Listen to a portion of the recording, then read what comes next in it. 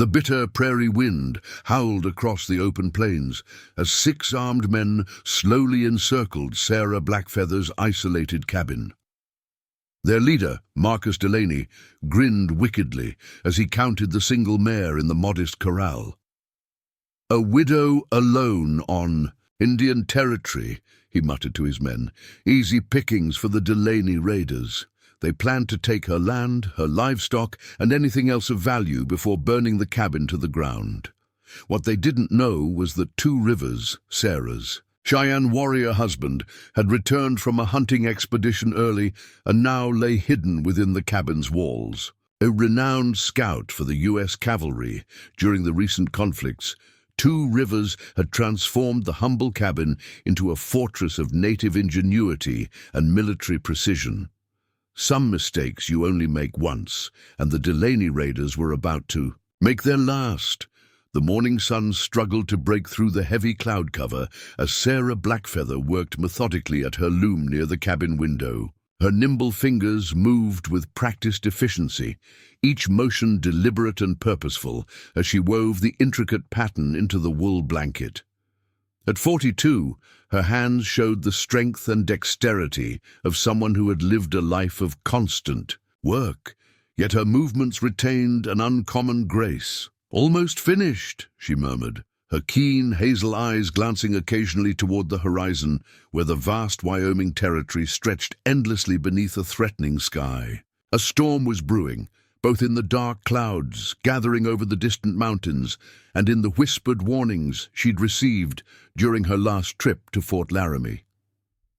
4 years had passed since Sarah had established this homestead in the valley, between Wind River and the Sweetwater, building a life that bridged 2 worlds after her previous existence had been shattered by violence and loss. The modest cabin appeared simple to casual observers, a typical frontier dwelling with sturdy walls, a stone chimney, and a small covered porch.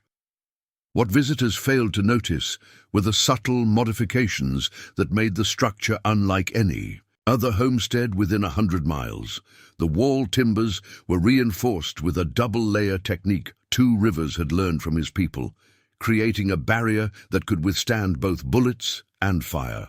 The windows, seemingly ordinary, were set at carefully calculated angles that allowed those inside to see approaching visitors long before they reached the property. Beneath the cabin's plank floor lay a narrow cellar with multiple access points, including a tunnel that led to a hidden exit near the creek bed. Sarah paused in her weaving when she heard the subtle sound of movement from behind the false wall section near the hearth. The concealed space was one of several her husband had created within the cabin's structure, places where a skilled warrior could remain hidden yet ready to defend against intruders. "They're still watching," she said quietly, her voice barely above a whisper. "3rd day now." From within the hidden compartment, 2 Rivers' deep voice responded, equally soft but clear. "6 men. They've moved closer since dawn, making their final plans." Sarah nodded, continuing her work at the loom, as though nothing were amiss. The routine appearance of normalcy was crucial to their strategy. "Marcus Delaney," she said. "The description matches what Thomas Miller said in Fort Laramie. His raiders have hit 3 homesteads along the Sweetwater in the past month." 2 Rivers emerged silently from the hidden space, his movements fluid and controlled. At 45, his lean frame carried the quiet strength of both his Cheyenne heritage and his years of service as a cavalry scout. The silver streaks in his dark hair were the only visible sign of the hardships he had endured. He wore simple frontier clothing, buckskin trousers and a worn cotton shirt, but moved with the unmistakable vigilance of a warrior. "They believe you are alone," he said, moving to the window with such care that the floorboards didn't creak beneath his weight. "A widow, vulnerable on disputed land. They do not know about me." This misconception had been carefully cultivated. Over the past year, 2 Rivers rarely accompanied Sarah on her monthly trips to Fort Laramie for supplies, and when strangers approached the homestead, he remained unseen. To the outside world, Sarah Blackfeather was simply a stubborn widow who had somehow managed to maintain a successful small farm in territory few settlers dared to claim. In reality, their partnership was a formidable combination of skills and knowledge. Sarah's upbringing in Kentucky had taught her farming, animal husbandry, and the necessities of frontier survival. Her first husband, a doctor, had ensured she learned medical skills that had proven invaluable during her years on the frontier. But it was her deep understanding of human nature, gained through both triumph and tragedy, that had kept her alive when so many others had perished. Two Rivers brought different strengths to their union. His intimate knowledge of the land, masterful hunting abilities, and tactical intelligence had made him one of the most respected scouts in the cavalry before his discharge 3 years earlier. The tracking skills he had used to guide army patrols now served to keep their homestead secure, allowing them to anticipate threats long before they materialized. "They will come tonight," he said, studying the landscape through a narrow gap in the curtains. "Delaney prefers to attack after midnight when sleep is deepest. His men will circle the property, cut off escape routes, then use fire and fear before violence." Sarah set aside her weaving and moved to a cabinet built into the wall beside the hearth. From a hidden compartment, she removed a leather-bound journal filled with detailed notes and observations. "According to what I gathered in Fort Laramie, they've become more brutal with each attack. The Hendersons were forced out at gunpoint before their cabin was burned. The Millers were beaten severely when Thomas resisted." She turned to a page containing a rough map of the surrounding territory, with notations about Delaney's movements. Over the previous months, the Wilsons were the last. Eleanor Wilson didn't survive. Two Rivers' expression remained stoic, but his dark eyes reflected a controlled anger. "Delaney was a civilian scout during the Powder River campaign," he said, "dismissed for excessive cruelty toward prisoners. Now he claims to work for the cattle interests, removing undesirable settlers from land they wish to control." The term undesirable hung in the air between them. In the complicated politics of the Wyoming territory, Sarah and Two Rivers represented a particular problem for powerful interests. A white woman married to a Cheyenne man, farming successfully on land that others coveted, stood as a challenge to those who believed in rigid separation between the worlds.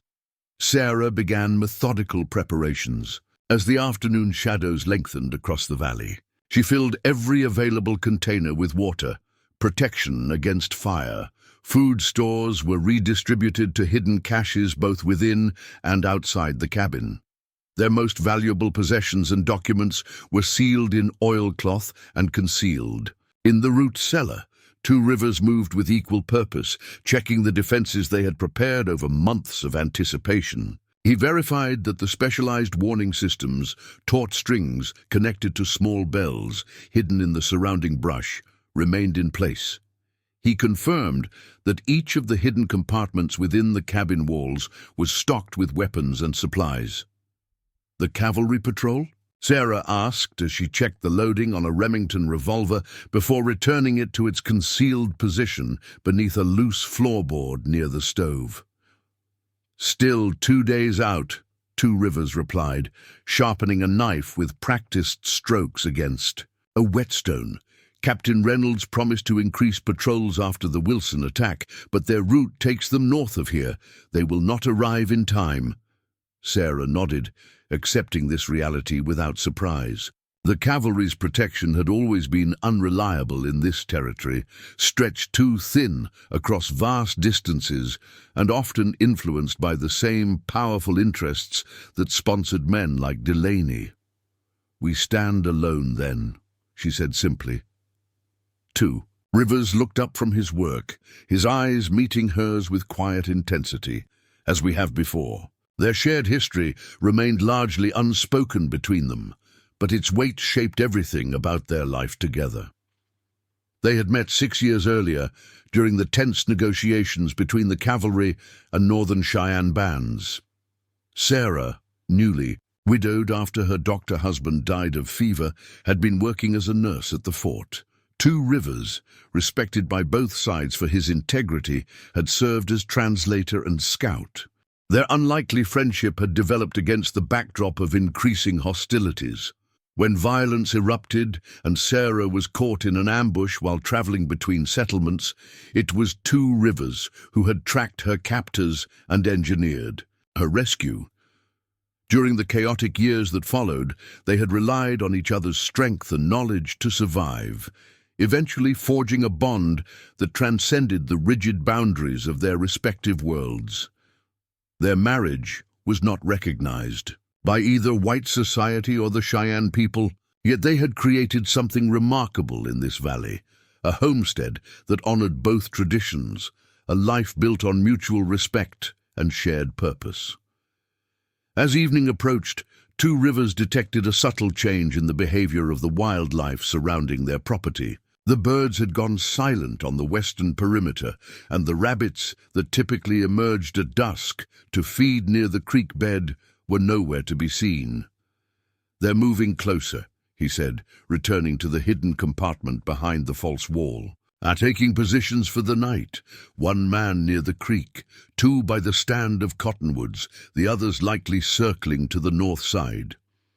Sarah continued her evening routine as though nothing were amiss, lighting lamps in the windows, preparing a simple meal, and even singing softly as she worked, all for the benefit of watching eyes. The normalcy of her actions was a carefully crafted deception, designed to convince observers that she remained unaware of their presence. As full darkness fell across the valley, Sarah secured the cabin doors with reinforced crossbars that Two Rivers had designed to withstand substantial force. The windows were protected by shutters that appeared decorative but contained thin sheets of metal between layers of wood, sufficient to deflect most bullets. "Everything is prepared," she said quietly, extinguishing all but one small lamp that cast just enough light for them to see each other's faces in the cabin's main room. Two Rivers emerged once more from his hiding place, moving to stand beside her near the hearth. In the dim light, his expression was solemn yet resolute. "They will wait until they believe you sleep deeply," he said. "Perhaps 3 or 4 hours from now. Delaney will send men to secure the corral first, preventing escape on horseback. Others will position themselves at the doors and windows before they announce their presence." Sarah nodded, mentally reviewing the plans they had developed and refined over months of preparation. "And we will be ready." Two Rivers placed a hand gently on her shoulder, the rare gesture conveying both affection and respect. "You should rest while you can," he advised. "I will keep watch and wake you when they begin to move." Sarah shook her head slightly. "I'll sit with you a while first." She settled into a chair positioned to remain invisible from any window, yet offering a clear view of the cabin's interior.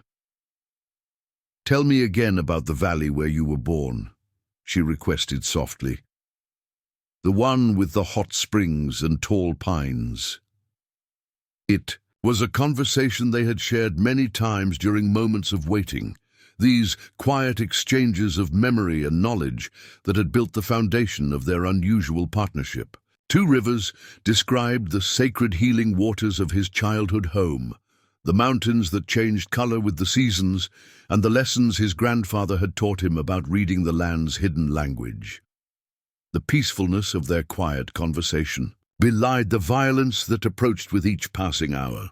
Yet there was something fitting in this moment of tranquility before conflict, a reminder of what they fought to protect. Outside, the night grew darker as clouds obscured the stars and moon. The temperature dropped sharply, bringing a bitter cold that would test the resolve of men waiting in concealment around the property. Inside, Sarah and Two Rivers prepared themselves with the calm focus of those who had faced danger many times before and understood precisely what was at stake.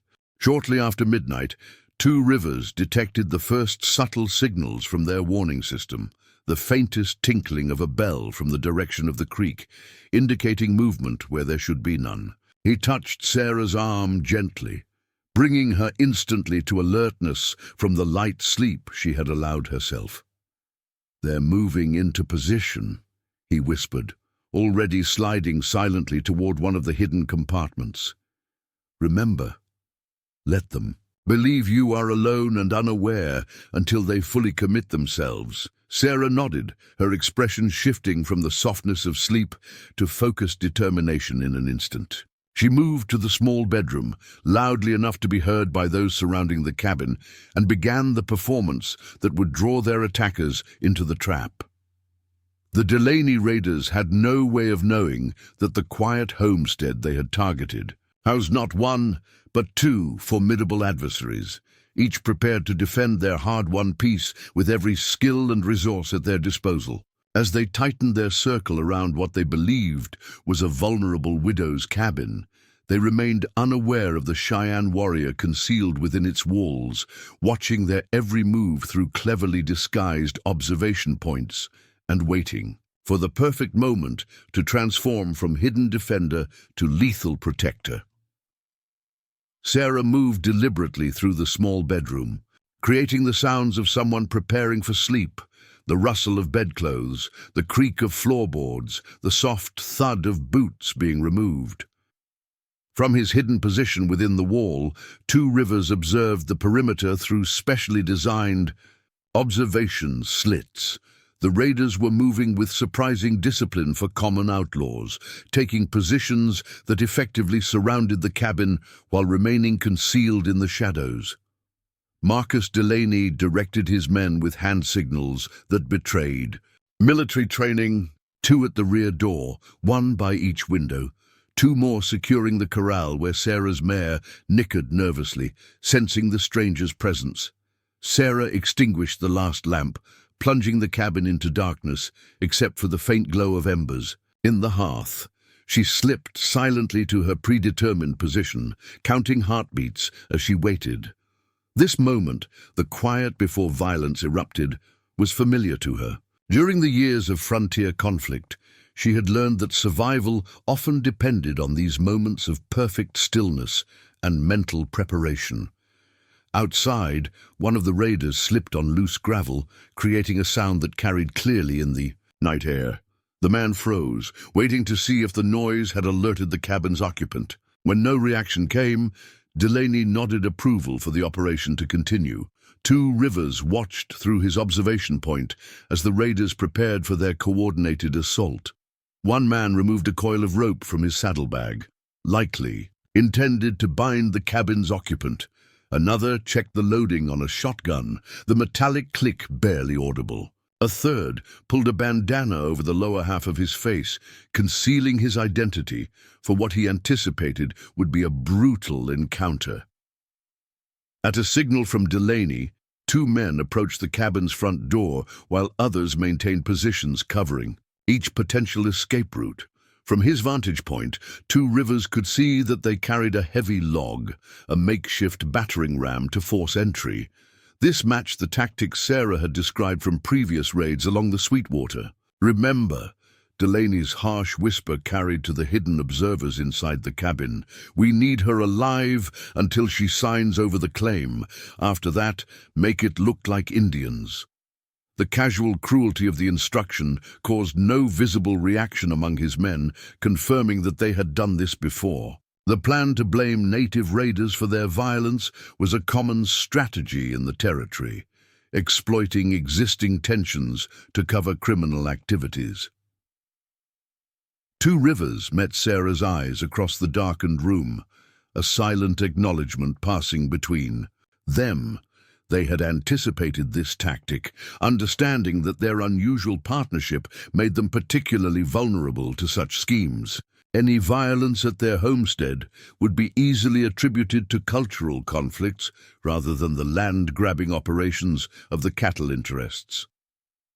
Delaney himself remained slightly back from the cabin, directing operations from a position that afforded him both oversight and protection. His caution marked him as more dangerous than common outlaws, a man who survived by ensuring others took the greatest risks. The raiders positioned themselves for the assault, weapons ready, faces set with grim determination. At Delaney's nod, the men with the battering ram moved forward while the others prepared to rush inside once the door was breached. Before they could strike, Sarah's voice rang out from within the cabin, clear and unnervingly calm. "Mr. Delaney, I'd advise you to reconsider what you're about to do." The raiders froze, exchanging startled glances at hearing their leader addressed by name. Delaney recovered quickly, signaling his men to maintain positions while he stepped forward slightly. "Seems we have the advantage of being acquainted, ma'am, though I don't recall the pleasure of your company before tonight." His voice carried a forced charm that did nothing to disguise the menace beneath. "We've never met," Sarah replied, her voice coming from a different position than before, a disorienting effect she had planned carefully. "But your reputation precedes you. 3 homesteads along the Sweetwater in the past month, each one claimed afterward by the Hargrove Cattle Company with forged bills of sale." A tense silence followed her words. Through their observation points, Sarah and Two Rivers watched confusion ripple through the raiders. Delaney's face hardened as he realized the supposed vulnerable widow had unexpected knowledge of their operations. "You seem well informed for someone so isolated, Mrs. Blackfeather," Delaney called back, abandoning all pretense of civility. "But information won't help you tonight. You're alone out here, miles from the nearest neighbor or patrol. My advice is to come out peacefully, sign over your claim, and you might just survive to see morning." Inside the cabin, Sarah moved silently to another position, creating the impression of multiple defenders through her calculated movements. "I'm afraid you've misunderstood the situation, Mr. Delaney," she replied. "You believe you have surrounded a defenseless widow. In reality, you and your men have walked into a carefully prepared trap." Laughter erupted from several of the raiders, though it held an edge of uncertainty. Delaney silenced them with a sharp gesture, studying the dark cabin with narrowed eyes. Something in the woman's confident tone disturbed him, a calm certainty that contradicted what should have been fear. "Brave words from a woman alone," he called back, nodding to his men to prepare to move forward again. "But words won't stop 6 armed men." "Who said I was alone?" Sarah responded. At that precise moment, Two Rivers activated the first of their defensive measures. A series of small fires suddenly ignited in a wide perimeter around the property, carefully prepared positions that Sarah had established during the previous days. The flames cast just enough light to reveal the raiders' positions while creating disorienting shadows across the yard. The men reacted with startled confusion, weapons swinging toward the unexpected lights. The strategic illumination exposed them while making it impossible for them to see clearly into the darkness beyond the firelight. "What kind of trick is this?" one of the raiders hissed, backing toward the shelter of a wagon parked near the corral. Before Delaney could restore order, Two Rivers emerged silently from a hidden exit at the rear of the cabin that the raiders had failed to discover during their surveillance. Moving with the stealth developed through years as a scout, he circled behind the most isolated of the outlaws, a bearded man positioned near the woodpile. The raider never saw the threat approach. Two Rivers incapacitated him with a precise strike learned during his years among the Cheyenne warrior societies, dragging the unconscious man into the shadows before any of his companions noticed his absence. Inside the cabin, Sarah continued speaking, her voice drawing attention away from Two Rivers' movements. "I've documented each of your operations, Mr. Delaney," she called. "The attacks on the Hendersons, the Millers, and the Wilsons, the forged land transfers, the connections to Judge Hargrove and his cattle company. Everything has been recorded and dispatched to both the territorial governor and the commander at Fort Laramie." This information struck the raiders like a physical blow. Two of the men exchanged alarmed glances, their resolve visibly wavering. Delaney's face contorted with rage as he realized his carefully constructed criminal enterprise faced exposure. She's bluffing, he snarled to his remaining men. No one's been to Fort Laramie since we started watching the place. Rush the cabin now. The 4 visible raiders hesitated, looking to their leader for confirmation. The disappearance of their companion had not yet registered, but something about the situation felt increasingly wrong. The unexpected fires, the woman's confident tone, the eerie feeling of being watched from multiple directions, all contributed to growing uncertainty. "I said move!" Delaney shouted, drawing his revolver and firing a shot into the air to motivate his faltering men. The sudden gunshot broke the tension. The raiders charged toward the cabin from multiple directions, abandoning stealth for speed. At the same moment, 2 rivers struck again, disabling a second raider with a precisely thrown stone that caught the man at the base of his skull. He crumpled without a sound, hidden from his companions by the dancing shadows cast by the perimeter fires. Inside the cabin, Sarah activated the next phase of their defense. As the first raider reached the front door and raised the battering ram, she pulled a concealed lever that released a counterweight system 2 rivers had constructed beneath the porch. The wooden porch board suddenly collapsed inward, creating a 6-foot pit that swallowed 2 charging raiders in an avalanche of timber and surprised shouts. The remaining raiders froze in confusion, their coordinated attack disintegrating into chaos. Delaney fired wildly at the cabin, bullets splintering wood, but finding no targets thanks to the reinforced walls 2 rivers had constructed. "They were waiting for us," yelled one of the raiders, backing away from the collapsed porch. "This whole thing was a setup." 2 rivers moved like a shadow through the perimeter of firelight, now appearing as a silhouette on one side of the property before vanishing and reappearing elsewhere. The technique, developed during Cheyenne night raids, created the impression of multiple warriors moving among the fires. Inside the pit, created by the collapsed porch, the 2 trapped raiders struggled to free themselves from the timber debris. One had lost his weapon in the fall. The other fired blindly upward, his shots harmlessly embedding in the thick logs 2 rivers had positioned to line the pit walls. Sarah watched from a reinforced window position as Delaney attempted to regain control of the situation. His face, illuminated by the perimeter fires, showed a dangerous combination of fury and calculation. "Whoever's out there, show yourself," he shouted, scanning the shadows between the dancing fires. "Face me like a man, instead of hiding in the dark." 2 Rivers' voice came from behind Delaney, though he was nowhere visible. "The Cheyenne do not face enemies as you wish," he said, the words seeming to float from the darkness itself.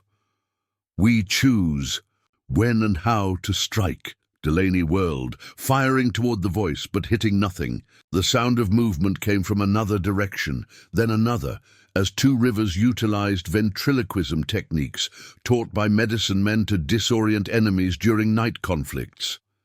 The psychological impact was devastating. The raid, planned as a simple intimidation of a lone woman, had transformed into something the men couldn't comprehend. Between the fires, the concealed defender, whose voice seemed to come from everywhere at once, and the unexpected traps, their confidence had shattered. "What kind of witch are you working with?" One of the remaining raiders called to Sarah, his voice cracking with fear as he backed toward his horse. Sarah's calm reply carried clearly from the cabin. "No witchcraft, Mr. Collins, just a partnership. You wouldn't understand."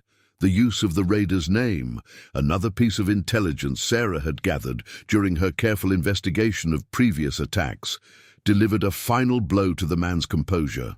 Collins mounted his horse and spurred it into a gallop, abandoning Delaney and the operation without a backward glance.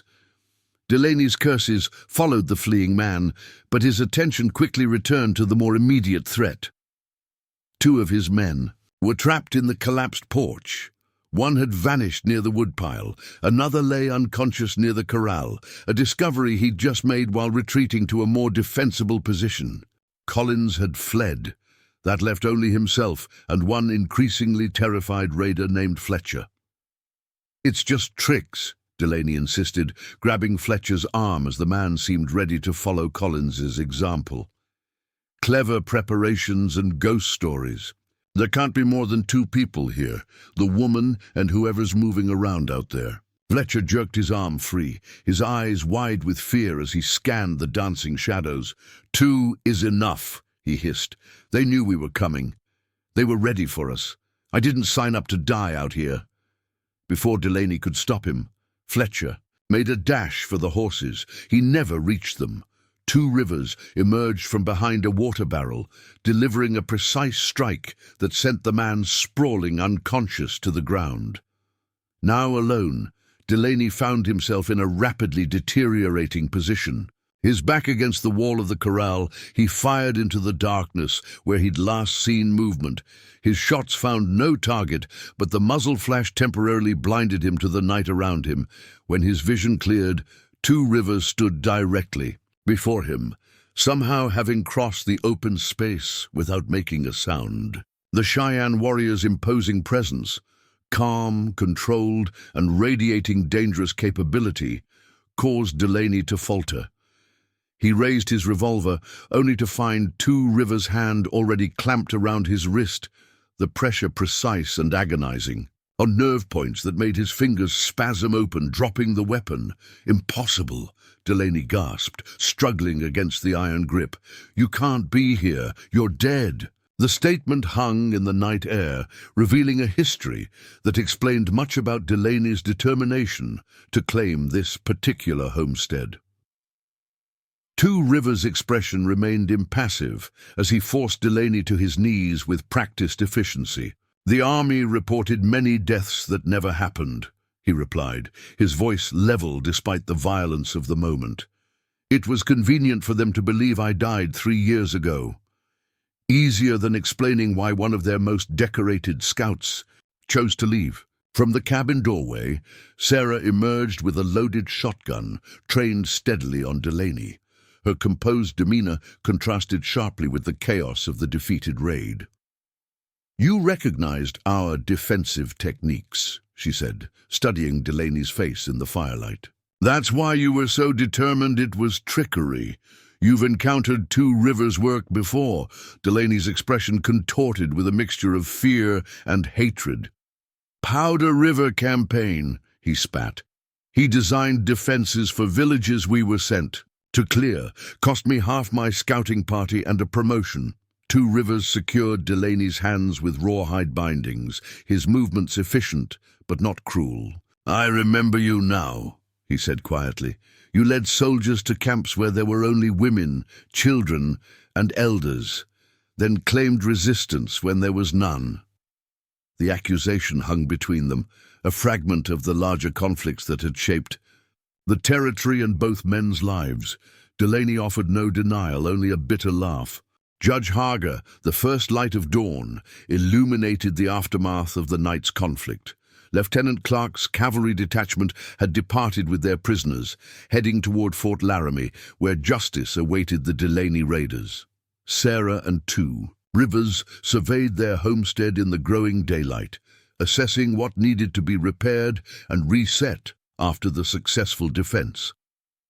The trapdoor will need new hinges, Sarah observed, examining the collapsed porch that had captured 2 of the raiders.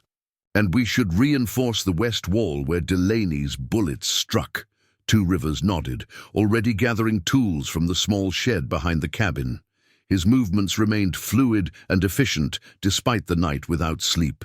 Years of scouting had taught him to function on minimal rest when necessary, a skill that had served them well during this confrontation. The cavalry will be watching the trails for the next few days, he said, selecting a hammer and saw. But Judge Hargrove will not accept this defeat easily. Once word reaches him of Delaney's capture, he will plan a response. Sarah gathered the ropes from the perimeter fires they had used to such effective advantage during the night.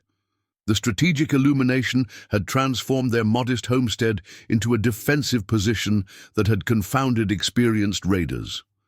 Now in daylight, the simple ingenuity of their preparations was fully visible. Hargrove's options are limited now, she replied, coiling the ropes with practiced efficiency. Lieutenant Clark confirmed that our documentation has reached the territorial governor. The federal land grant gives us protection that even Hargrove's influence can't override. Two Rivers paused in his work, studying the horizon with the instinctive vigilance that had kept him alive through years of frontier conflict. Legal papers provide one kind of protection, he observed, but men like Hargrove have other methods when law fails them. The quiet statement acknowledged the reality they both understood. Their victory against Delaney's Raiders represented a significant setback for the powerful interests attempting to consolidate control over the territory's most valuable lands. Such interests rarely conceded defeat, particularly when their methods had previously operated with impunity. "Then we'll be ready for those methods too," Sarah responded, her tone reflecting the same calm determination that had unnerved Delaney. She moved to the false wall section near the hearth, opening the hidden compartment to reveal a carefully organized collection of maps, documents, and journals. "While you make repairs, I'll update our records. The governor's office will need detailed accounts of last night's events to build their case against Hargrove." Their division of labor reflected the practical partnership they had forged, each contributing unique skills toward their common purpose. Two Rivers' knowledge of defensive techniques and combat strategy complemented Sarah's meticulous documentation and understanding of territorial politics. Together, they had transformed what should have been vulnerability into formidable strength. By midday, the most essential repairs were complete. The collapsed porch trap had been reset, its mechanism improved based on observations from its first deployment. The perimeter warning systems were re-established, with additional measures added where Two Rivers had identified weaknesses during the night's engagement. Sarah emerged from the cabin with a pot of coffee and 2 tin cups, gesturing for Two Rivers to join her at the small table they had positioned to provide a commanding view of the valley approaches. This daily ritual, sharing coffee while surveying their domain, had become an important moment of connection amid the constant vigilance their situation required. "I've completed the official statement for Captain Reynolds," she said, pouring the steaming coffee. Detailed accounts of each raider's actions, with particular emphasis on Delaney's references to Judge Hargrove. The territorial investigators will find it difficult to ignore the connection. Two Rivers accepted the offered cup, his weathered hands cradling the warm metal.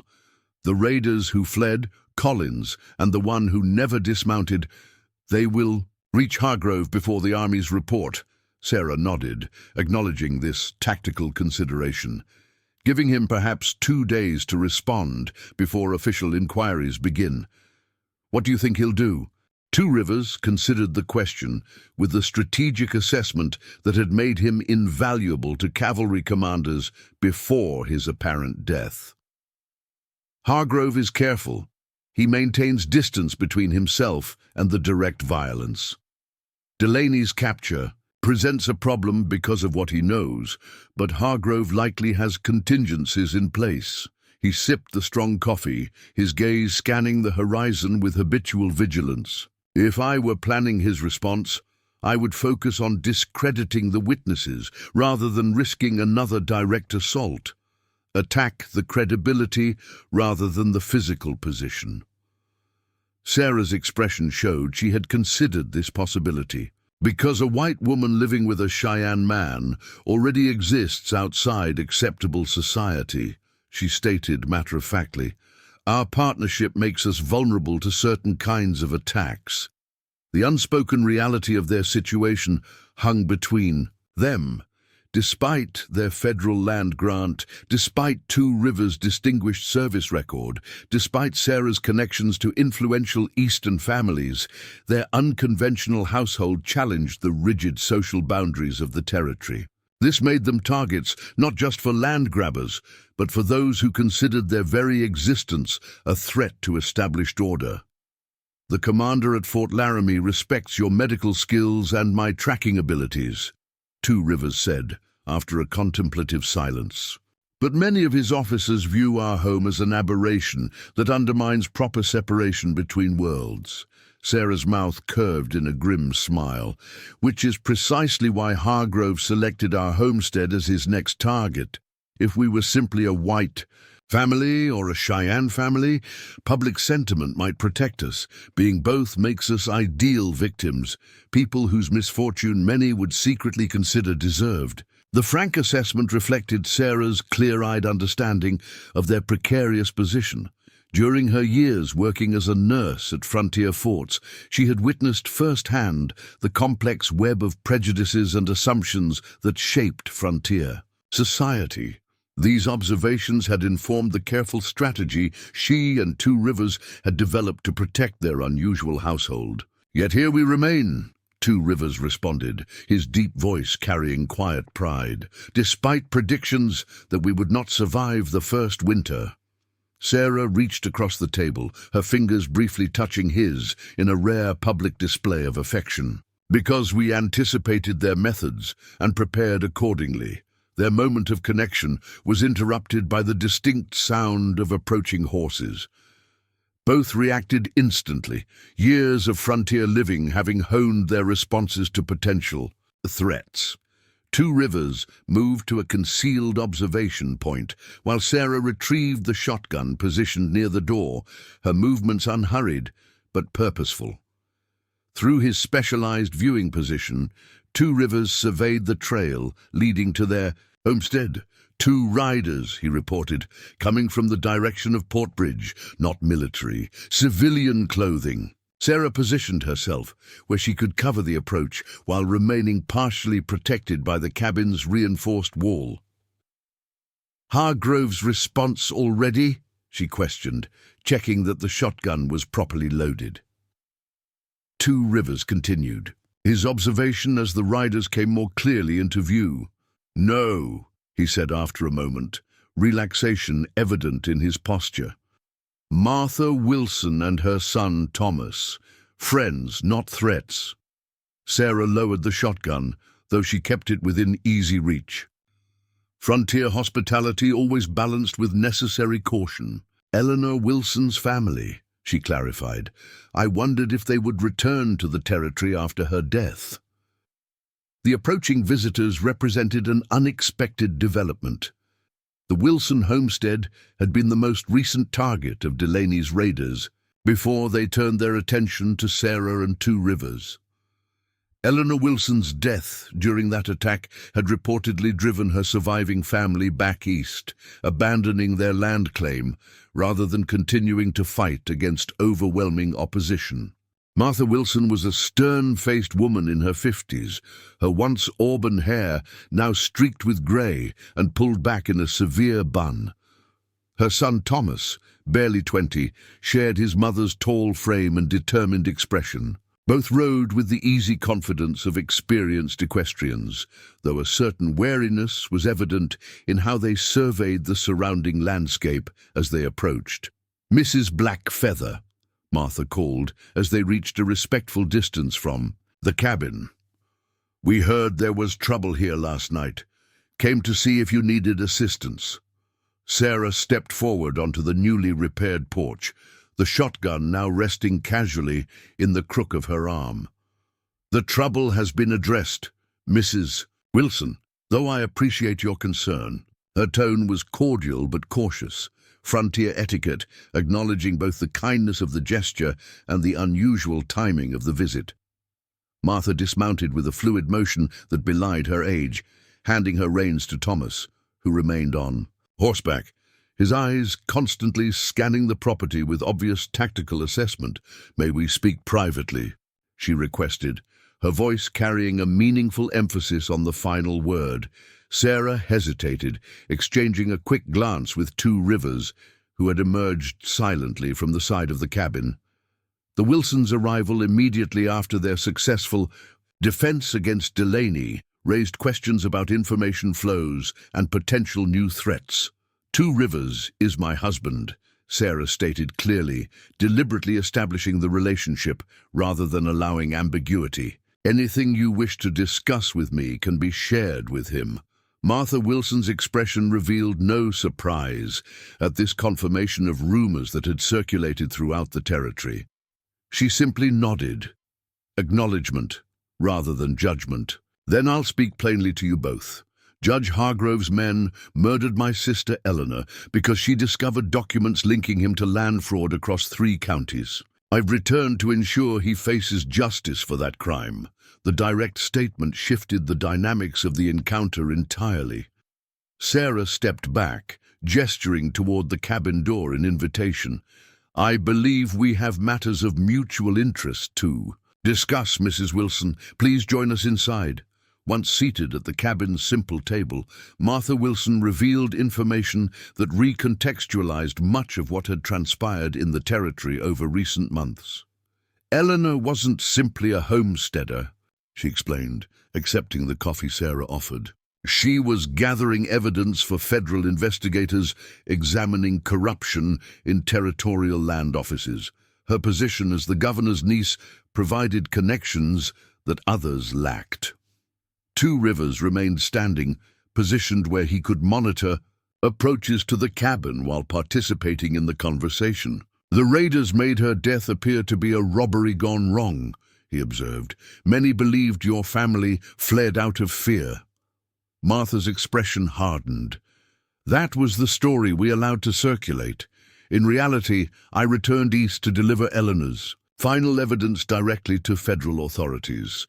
Thomas remained in the territory, watching from shadows, gathering additional information about Hargrove's operations. Sarah studied the Wilson woman with new understanding.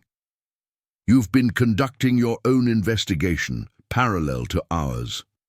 Martha nodded, reaching into her saddlebag to withdraw a leather portfolio similar to the one Sarah had used to document Delaney's activities. Different methods, but identical purpose. Eleanor identified you as potential allies months ago when she observed your systematic documentation of land claims and raids. Your unusual household made direct contact too risky, drawing attention. Might have compromised both our efforts. The revelation explained much about the patterns of violence that had shaped the territory in recent months. The Wilsons had been pursuing justice through official channels, while Sarah and 2 Rivers worked more directly to protect their homestead and gather evidence of corruption. Delaney's capture changes everything, Martha continued. We received word this morning that he's already offered to testify against Hargrove in exchange for leniency. The judge is aware his operation is compromised. Thomas Wilson spoke for the first time from his position near the window. Hargrove called an emergency meeting of his associates at first light. His remaining enforcers are gathering at his ranch. Sources in town say they're planning something significant, a show of force to intimidate witnesses before federal investigators arrive. Sarah absorbed this intelligence with the calm assessment that had become characteristic of her approach to threats. How many men can he muster now that Delaney's crew is captured? 12 to 15, Thomas replied. Most are hired guns without Delaney's discipline or tactical experience, but they're dangerous simply through numbers and desperation. 2 Rivers moved to the map of the territory pinned to the cabin wall, his finger tracing potential approach routes from Hargrove's ranch to their isolated homestead. A direct assault would be foolish after last night's failure, he analyzed, especially since Lieutenant Clark's patrol remains in the area. More likely they will target something valuable, but less defended. Martha exchanged a meaningful glance with her son before continuing. We believe they plan to attack the cavalry detachment transporting Delaney to Fort Laramie. Free him before he can provide formal testimony, eliminate witnesses, and demonstrate that neither army protection nor legal processes can touch Hargrove's interests. This assessment aligned with 2 Rivers' understanding of frontier power dynamics. A successful attack on army personnel would send a powerful message throughout the territory that official protection offered no real security against determined private interests. When will they move? Sarah asked, already moving toward the cabinet where they kept additional ammunition and supplies. "Today," Thomas answered. "The cavalry detachment follows a standard route through Blackthorn Pass. It's the most direct path to Fort Laramie, but creates a natural bottleneck where even a small force could ambush a larger one." Two Rivers studied the map, his finger resting on the location Thomas had described. "I know this pass. Steep walls, narrow trail, limited visibility until you're fully committed to the route. An ideal position for ambush." Martha Wilson leaned forward, her expression deadly serious. "Lieutenant Clark has only 8 men escorting 6 prisoners. Against 15 determined attackers in a prepared position, they stand little chance. If Delaney escapes and the army patrol is defeated, Hargrove regains control of the narrative. He'll claim rogue outlaws attacked the patrol, and with key witnesses eliminated, the investigation loses momentum." The tactical assessment was sound, reflecting the careful calculation that had characterized Martha Wilson's approach to countering Hargrove's operations.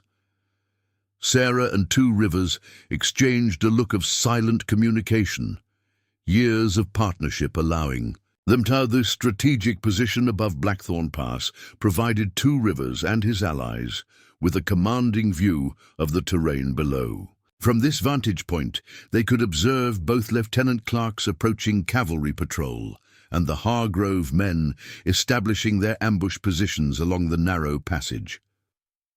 Sarah adjusted her Winchester, bracing it against a flat rock that offered both stability and protection. The movement was practiced, reflecting years of frontier necessity rather than formal training. Beside her, Martha Wilson checked the loading on her own rifle, her expression revealing grim determination born from personal loss. Hargrove's men are dividing into 3 groups, Two Rivers observed through his spyglass. 6 positioned along the eastern ridge, 4 at the western entrance, 5 creating a blocking position at the narrowest point of the pass. They plan to trap the patrol between coordinated firing positions.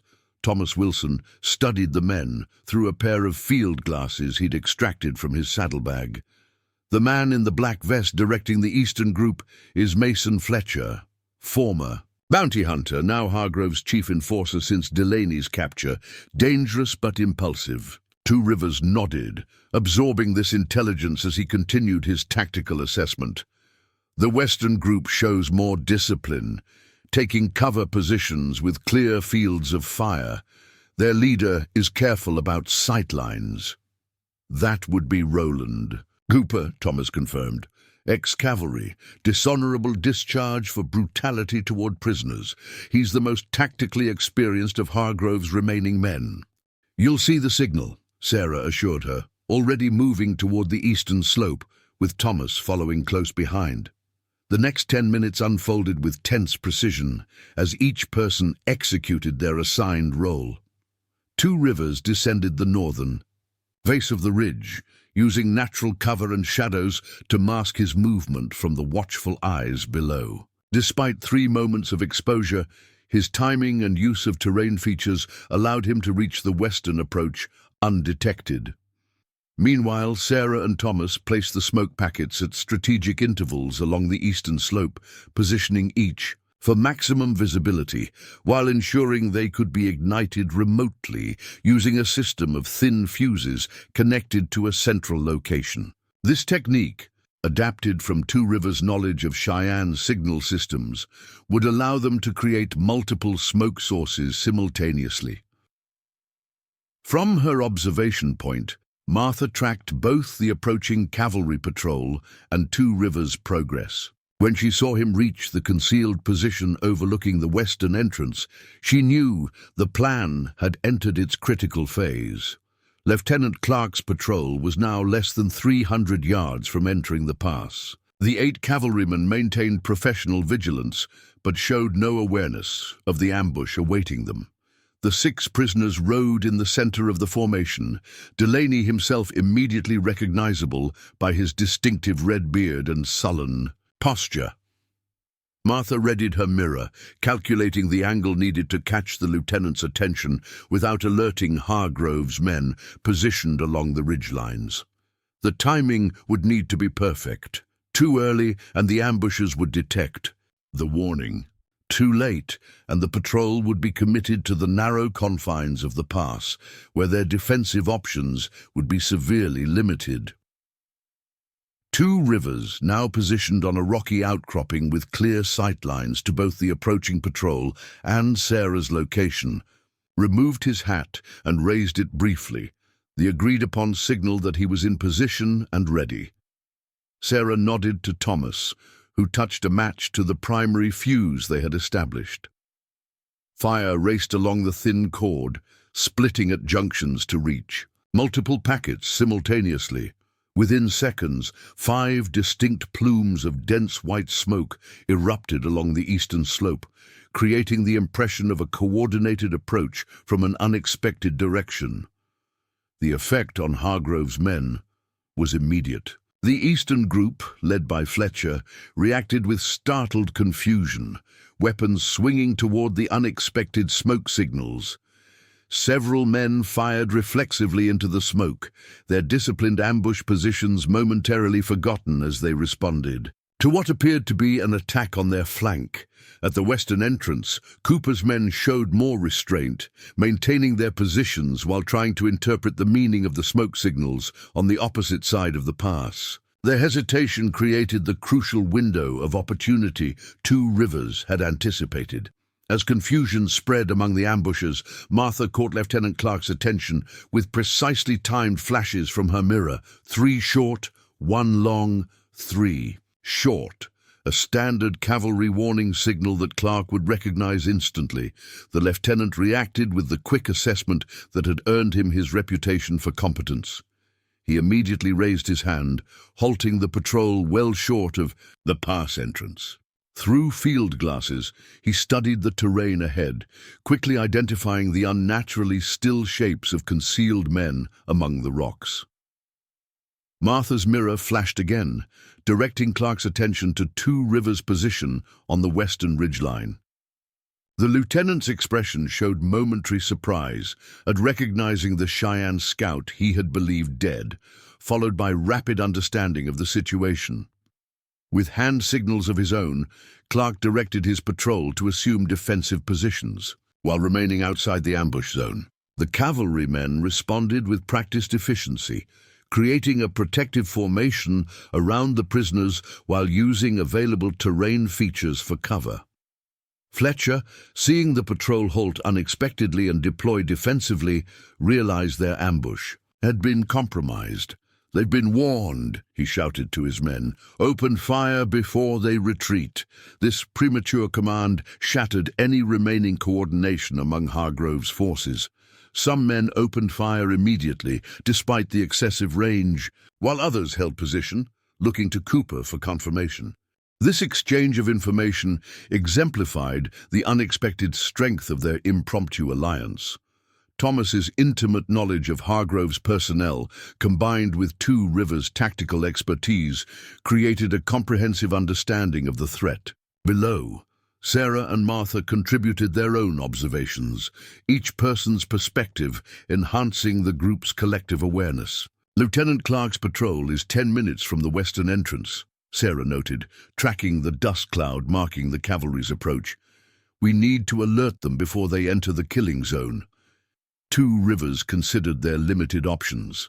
Any obvious warning, a gunshot or shout, would also alert Hargrove's men, potentially triggering the ambush prematurely under less controlled conditions. The terrain offered few alternatives for the patrol. The narrow pass represented the only impractical route to Fort Laramie, without adding days to their journey.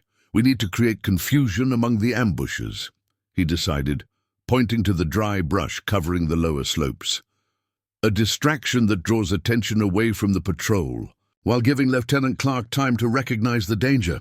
Martha Wilson reached into her saddlebag and produced a small brass mirror, a common tool for frontier communication.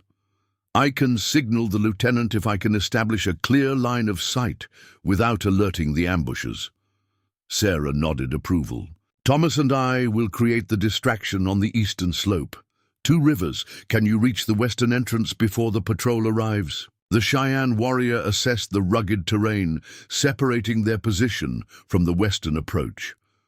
There's a game trail leading down the northern face, fast but exposed in 3 sections. I'll need covering fire if spotted. The plan took shape with remarkable efficiency, each participant understanding their role with minimal explanation. They would strike simultaneously from multiple positions, creating confusion and dividing the ambush's attention long enough for Lieutenant Clark to recognize the threat and respond accordingly. Remember, we need precise timing, Sarah emphasized. The patrol must be warned, but not so early that Hargrove's men can reposition or withdraw to more advantageous ground. 2 Rivers checked his Winchester one final time before securing additional ammunition in a pouch at his belt. The weapon had been a gift from an army officer whose life he had saved during a Sioux attack years earlier, a reminder of the complex connections that had shaped his unusual path. "I'll move into position now," he stated, his voice carrying the quiet confidence that had earned him respect among both military commanders and his own people. "When you see me reach the western ridgeline, begin your distraction. Martha should signal the patrol only when they're within 200 yards of the entrance." Sarah met his eyes briefly, their shared glance communicating more than words could express. In this moment of impending danger, their partnership, forged through years of shared hardship and mutual respect, remained their greatest strength. "Be careful," she said simply. 2 Rivers nodded once before disappearing into the brush with remarkable silence, his movements betraying none of the urgency that drove him. Decades of experience as a scout had perfected his ability to move through difficult terrain without detection, a skill that had saved countless lives during his service and would now be tested again.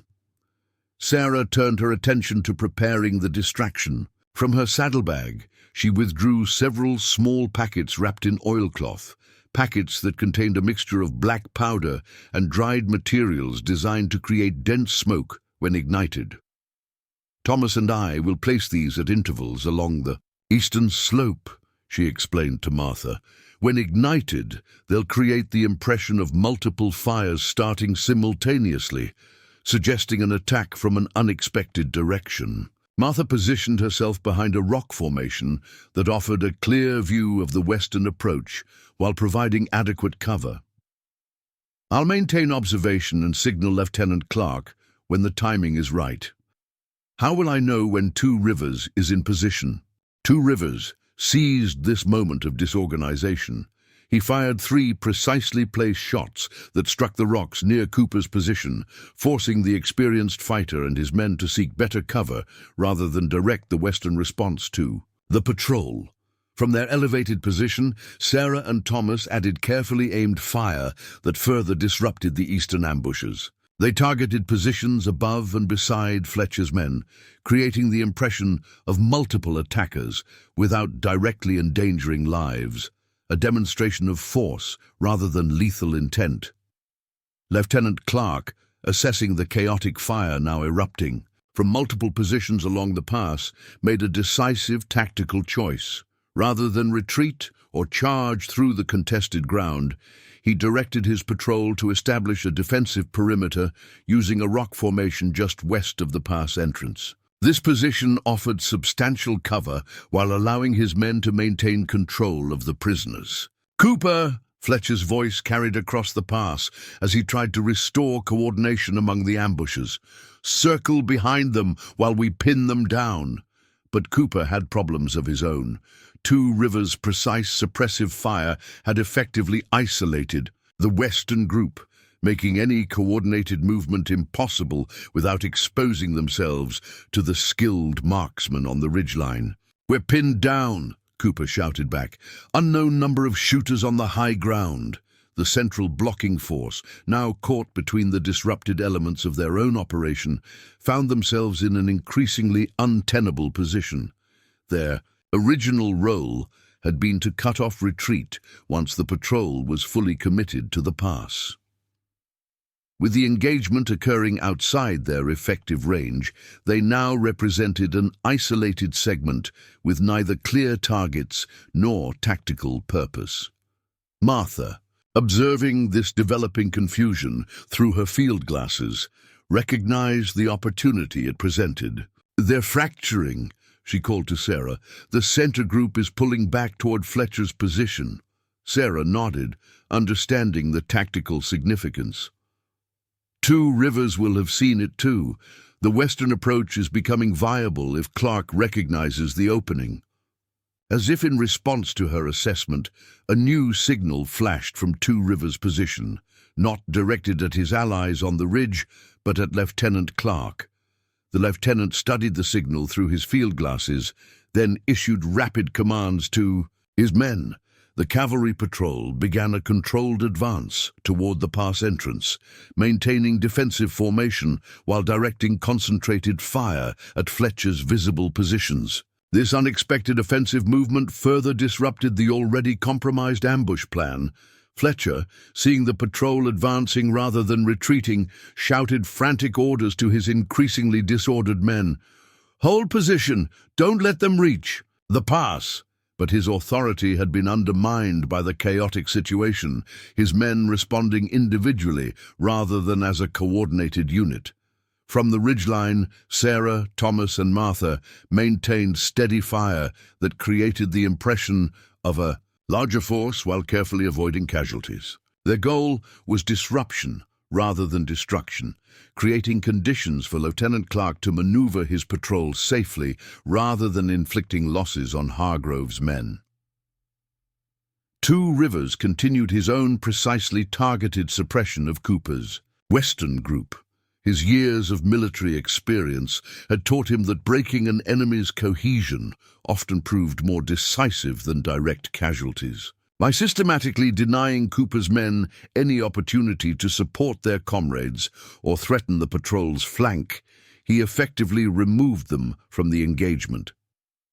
As Lieutenant Clark's patrol reached the pass entrance, the tactical situation shifted dramatically in their favor. The natural rock formations provided excellent cover from Fletcher's increasingly sporadic fire, while the confusion among Hargrove's forces prevented any effective concentration against the disciplined cavalrymen. "They're breaking," Thomas called out, spotting several of Fletcher's men abandoning their positions to scramble toward their horses. "The eastern group is retreating." Fletcher himself remained, firing angrily at the advancing patrol while shouting curses at his deserting men. His position, now isolated and exposed, represented the last significant resistance on the eastern approach. Cooper, recognizing the deteriorating situation, made a pragmatic decision. "Pull back," he ordered his remaining men. "This position is compromised. We'll regroup at Cottonwood Creek." The disciplined withdrawal of Cooper's group contrasted sharply with the disorganized flight of Fletcher's men. Within minutes, what had begun as a carefully planned ambush had degenerated into a scattered retreat, with Hargrove's forces abandoning both their positions and their objective. Lieutenant Clark, seizing the tactical advantage, directed his patrol to secure the pass while maintaining vigilant defense against any remaining threats. Two cavalrymen took elevated positions that provided observation of both approaches, while the others maintained the secure perimeter around the prisoners. Sarah signaled to Two Rivers with her mirror, confirming the eastern retreat and suggesting regrouping at their original position above the pass. He acknowledged with a raised hand before beginning his careful extraction from the western ridgeline. Martha Wilson surveyed the scene below with grim satisfaction. Not a single casualty on either side. Yet Hargrove's operation is completely disrupted. Your husband is as skilled as Eleanor described. Sarah accepted the compliment with a simple nod. Two Rivers believes that victory achieved through intelligence rather than bloodshed is doubly valuable. It preserves both lives and honor. As they prepared to descend toward Lieutenant Clark's position, Thomas gathered their remaining supplies. With efficient movements that betrayed his own military training, "Hargrove won't accept this defeat easily," he observed. "Fletcher and Cooper will report back immediately. He'll know who interfered with his operation." "Good," Martha replied, her voice hardened by the memory of her sister. "Let him know exactly who stands against him. This territory has suffered enough from shadows and whispers. It's time for the conflict to emerge into the light, where justice can find it." The descent to Lieutenant Clark's position took 15 minutes of careful navigation through the rocky terrain. Two rivers rejoined them partway down, materializing from the brush with the same silent efficiency that characterized all his movements. His expression revealed nothing, but Sarah recognized the subtle signs of satisfaction in his posture. "Cooper withdrew his men in good order," he reported as they continued toward the patrol's position. 8 riders heading northeast. Fletcher's group scattered individually, approximately 7 men riding in different directions. No casualties. Observed. This outcome aligned perfectly with their objective, disrupting the ambush without creating martyrs or blood debts that might fuel further violence. The territorial investigation into Hargrove's corruption could proceed without being complicated by additional deaths. Lieutenant Clark spotted their approach and dispatched 2 troopers to escort them safely to the patrol's defensive position. The lieutenant himself came forward to meet them, his expression a mixture of relief and professional curiosity. "Mrs. Blackfeather," he greeted Sarah with a respectful nod. "When I recognized your husband on the ridgeline, I suspected you might be involved in our timely warning." His gaze shifted to include Martha and Thomas Wilson. "Though I admit to surprise at finding Mrs. Wilson involved as well. Reports indicated you had returned east following your sister's unfortunate death." Martha studied the young officer with calculating eyes. "Reports can be misleading, Lieutenant. Sometimes purposely so. I returned east only long enough to ensure certain evidence reached the proper federal authorities." Clark absorbed this information with thoughtful consideration. "You saved my patrol from a deadly ambush. For that, you have my sincere gratitude." He gestured toward the secured prisoners, particularly as it appears the primary objective was freeing Delaney and eliminating witnesses before they could testify. Sarah nodded toward the pass behind them. "Hargrove's men have withdrawn for now, but the routes to Fort Laramie remain dangerous. We can guide you along alternative trails that will be more difficult to ambush." The lieutenant considered this offer, weighing the tactical advantages against potential complications. "Having a scout of Two Rivers' caliber would certainly increase our security." He hesitated briefly. "Though I must note that your involvement may create additional risks. Hargrove now knows you actively opposed his operation." Two Rivers stepped forward, his presence commanding despite his civilian clothing. "Hargrove already marked us as enemies when he sent Delaney to attack our homestead. This changes nothing, except to demonstrate that we are not easily defeated." From among the prisoners, Delaney himself watched this exchange with undisguised hatred. "You're all dead," he called out, his voice carrying clearly despite his bound position. "Hargrove will burn everything you care about once he hears about this. That mixed-blood freak, the Wilson woman, all of you. There won't be enough left to bury." Lieutenant Clark signaled a trooper to silence the prisoner, but Two Rivers raised a hand to stop the intervention.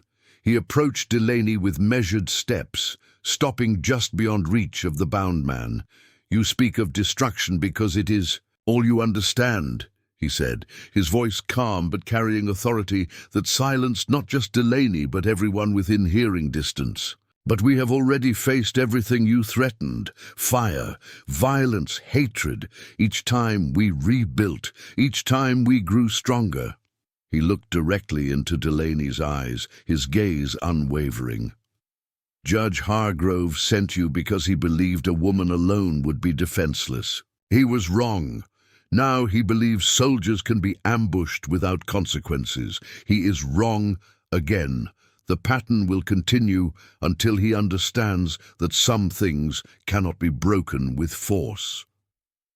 Delaney spat toward Two Rivers' feet, but the gesture seemed small and ineffective against the Cheyenne warrior's dignity. Pretty words for a dead man. Hargrove has connections all the way to Washington. You think a few documents and testimonies will touch him? He'll have you declared hostile Indians, have the widow committed as mentally unsound for living with savages. It'll all be legal and proper. Martha Wilson stepped forward, her expression cold as she addressed the prisoner. Perhaps once that would have been true, Mr. Delaney, but circumstances have changed. My sister was not just the governor's niece. She was also engaged to the son of federal Judge Hollister. Her murder created interest in territorial corruption at levels beyond even Judge Hargrove's influence. The revelation landed visibly on Delaney, his expression shifting from defiant to uncertain as he processed its implications. Martha continued, her voice gaining strength as she spoke. Federal investigators are already on their way to the territory. They carry documentation from 3 sources: my sister's evidence, Mrs. Blackfeather's meticulous records, and testimony from 2 of Hargrove's former associates who have already accepted federal protection in exchange for cooperation. This coordinated legal approach represented a threat that violence could not easily counter, a systematic dismantling of the corrupt networks Hargrove had built over years. Delaney's shoulders slumped slightly as he recognized the comprehensive nature of the trap closing around his employer. Lieutenant Clark, listening to this exchange with increasing interest, turned to address the 4 civilians who had saved his patrol. It seems I've underestimated the situation. This goes well beyond routine territorial lawlessness. Sarah nodded, her practical nature asserting itself as they returned to immediate concerns. Which is why securing these prisoners at Fort Laramie remains essential. Delaney's testimony is just one piece of a larger case being built against Judge Hargrove and his associates. The lieutenant gestured toward the surrounding terrain. You mentioned alternative routes. Given what's occurred, I'm inclined to accept your guidance. How soon can we move? Two Rivers surveyed the position, calculating time and distances with the precision that had made him legendary among cavalry officers. There's a game trail running parallel to the main route, difficult for horses, but not impossible. It adds 4 hours to the journey, but eliminates predictable choke points where ambushes could be established. Clark made his decision quickly. We'll take the game trail. Mrs. Wilson, will you and your son be accompanying us to the fort? Martha exchanged glances with Thomas before responding. We have our own role to play in what's coming. Additional evidence to gather before the federal investigators arrive. She turned to Sarah and Two Rivers. But we'll rendezvous at Fort Laramie in 3 days' time. There's strength in presenting a unified front when the formal proceedings begin. Sarah recognized the strategic thinking behind Martha's decision. Dividing their forces would complicate any further attempts by Hargrove to eliminate witnesses, while allowing the Wilsons to continue their evidence-gathering operation independently. 3 days, she confirmed. We'll escort Lieutenant Clark's patrol to ensure they reach Fort Laramie securely, then meet you as arranged. As the cavalry patrol prepared to move out along the alternative route Two Rivers had identified, Sarah found herself reflecting on the unexpected alliance that had formed in response to Hargrove's corruption. A Cheyenne warrior, a Kentucky-born widow, an Eastern investigator and her son, a young cavalry lieutenant, each from different worlds, yet united in pursuit of justice that transcended their individual backgrounds. In this unlikely coalition, she recognized something powerful taking shape, not just an effective tactical response to immediate threats, but perhaps a glimpse of what the territory could become if justice prevailed over exploitation and cooperation over division. Two Rivers approached, reading her thoughts as he often did after years of partnership. "You're seeing beyond the current, a conflict," he observed quietly. Sarah nodded, watching as Martha and Thomas Wilson prepared to depart on their separate mission. "I'm seeing possibilities. Hargrove and men like him believe their power comes from dividing people, setting interests against each other while they profit from the conflict." "And yet here we stand," Two Rivers responded, his gesture encompassing. "They're diverse allies, working together despite those divisions." Lieutenant Clark approached, interrupting their conversation with news that the patrol was ready to move out. As they prepared to guide the cavalrymen along the hidden game trail that would carry Delaney safely to justice, Sarah took one final look at the pass where Hargrove's ambush had been thwarted. The outcome represented more than just a tactical victory. It demonstrated that when people of different backgrounds and skills united against corruption, they created something stronger than any individual force. This lesson, hard won through struggle and sacrifice, would prove essential in the challenges still to come as they worked to free the territory from Hargrove's influence and create space for new possibilities to emerge.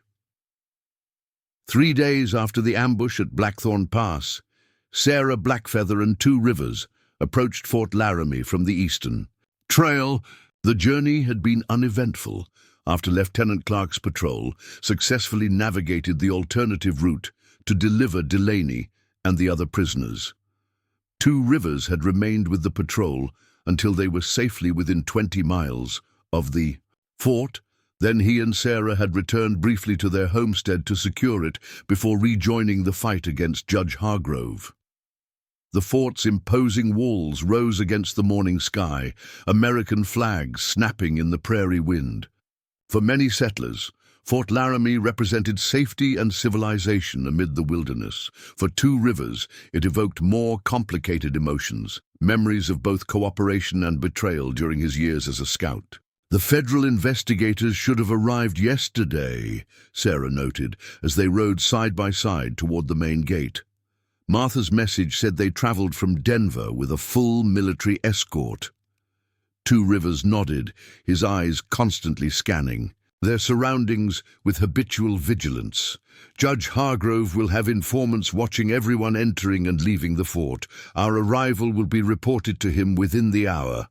This reality didn't trouble either of them. After thwarting the ambush at Blackthorn Pass, they had abandoned any pretense of neutrality in the growing conflict between Hargrove's interests and territorial justice.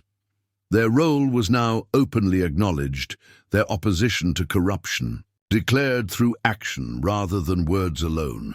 The sentry at the fort's gate recognized them immediately. "Mrs. Blackfeather, Two Rivers," he greeted with a respectful nod. "Lieutenant Clark mentioned you'd be arriving.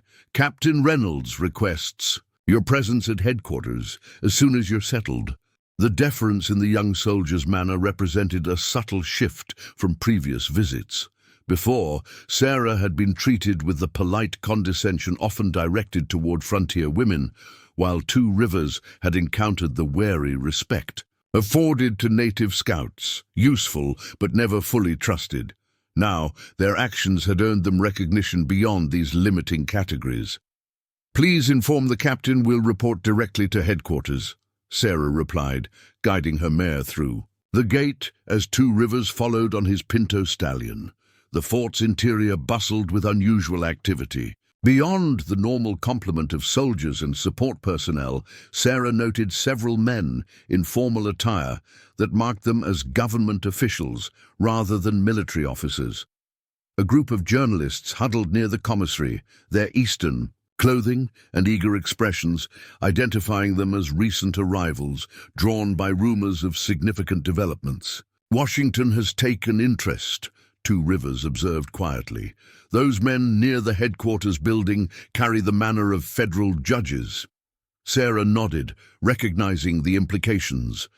When Eleanor Wilson's death had first connected to territorial corruption, they had hoped for justice through local authorities. The arrival of federal officials suggested the investigation had expanded beyond territorial boundaries, reaching levels of government where even Judge Hargrove's influence might prove insufficient.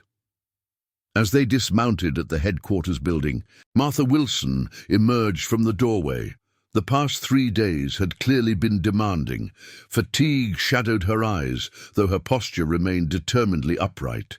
Despite this, her expression brightened upon seeing them.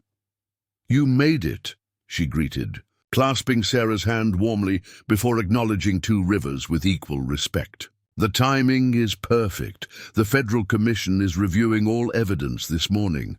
Thomas Wilson appeared behind his mother, his tall frame filling the doorway. "Delaney broke completely," he reported with grim satisfaction. Once he realized the extent of evidence against Hargrove, he provided detailed testimony about every operation, every forged document, every bribed official. Sarah handed her reins to a waiting orderly before responding. "And Judge Hargrove's response?" Martha's expression hardened. "He summoned every ally he can reach. His ranch has become a fortress with at least 30 armed men gathered there, according to our sources. He's issued statements claiming the federal investigation represents Eastern interference in territorial affairs. This defensive posture aligned with Two Rivers' prediction.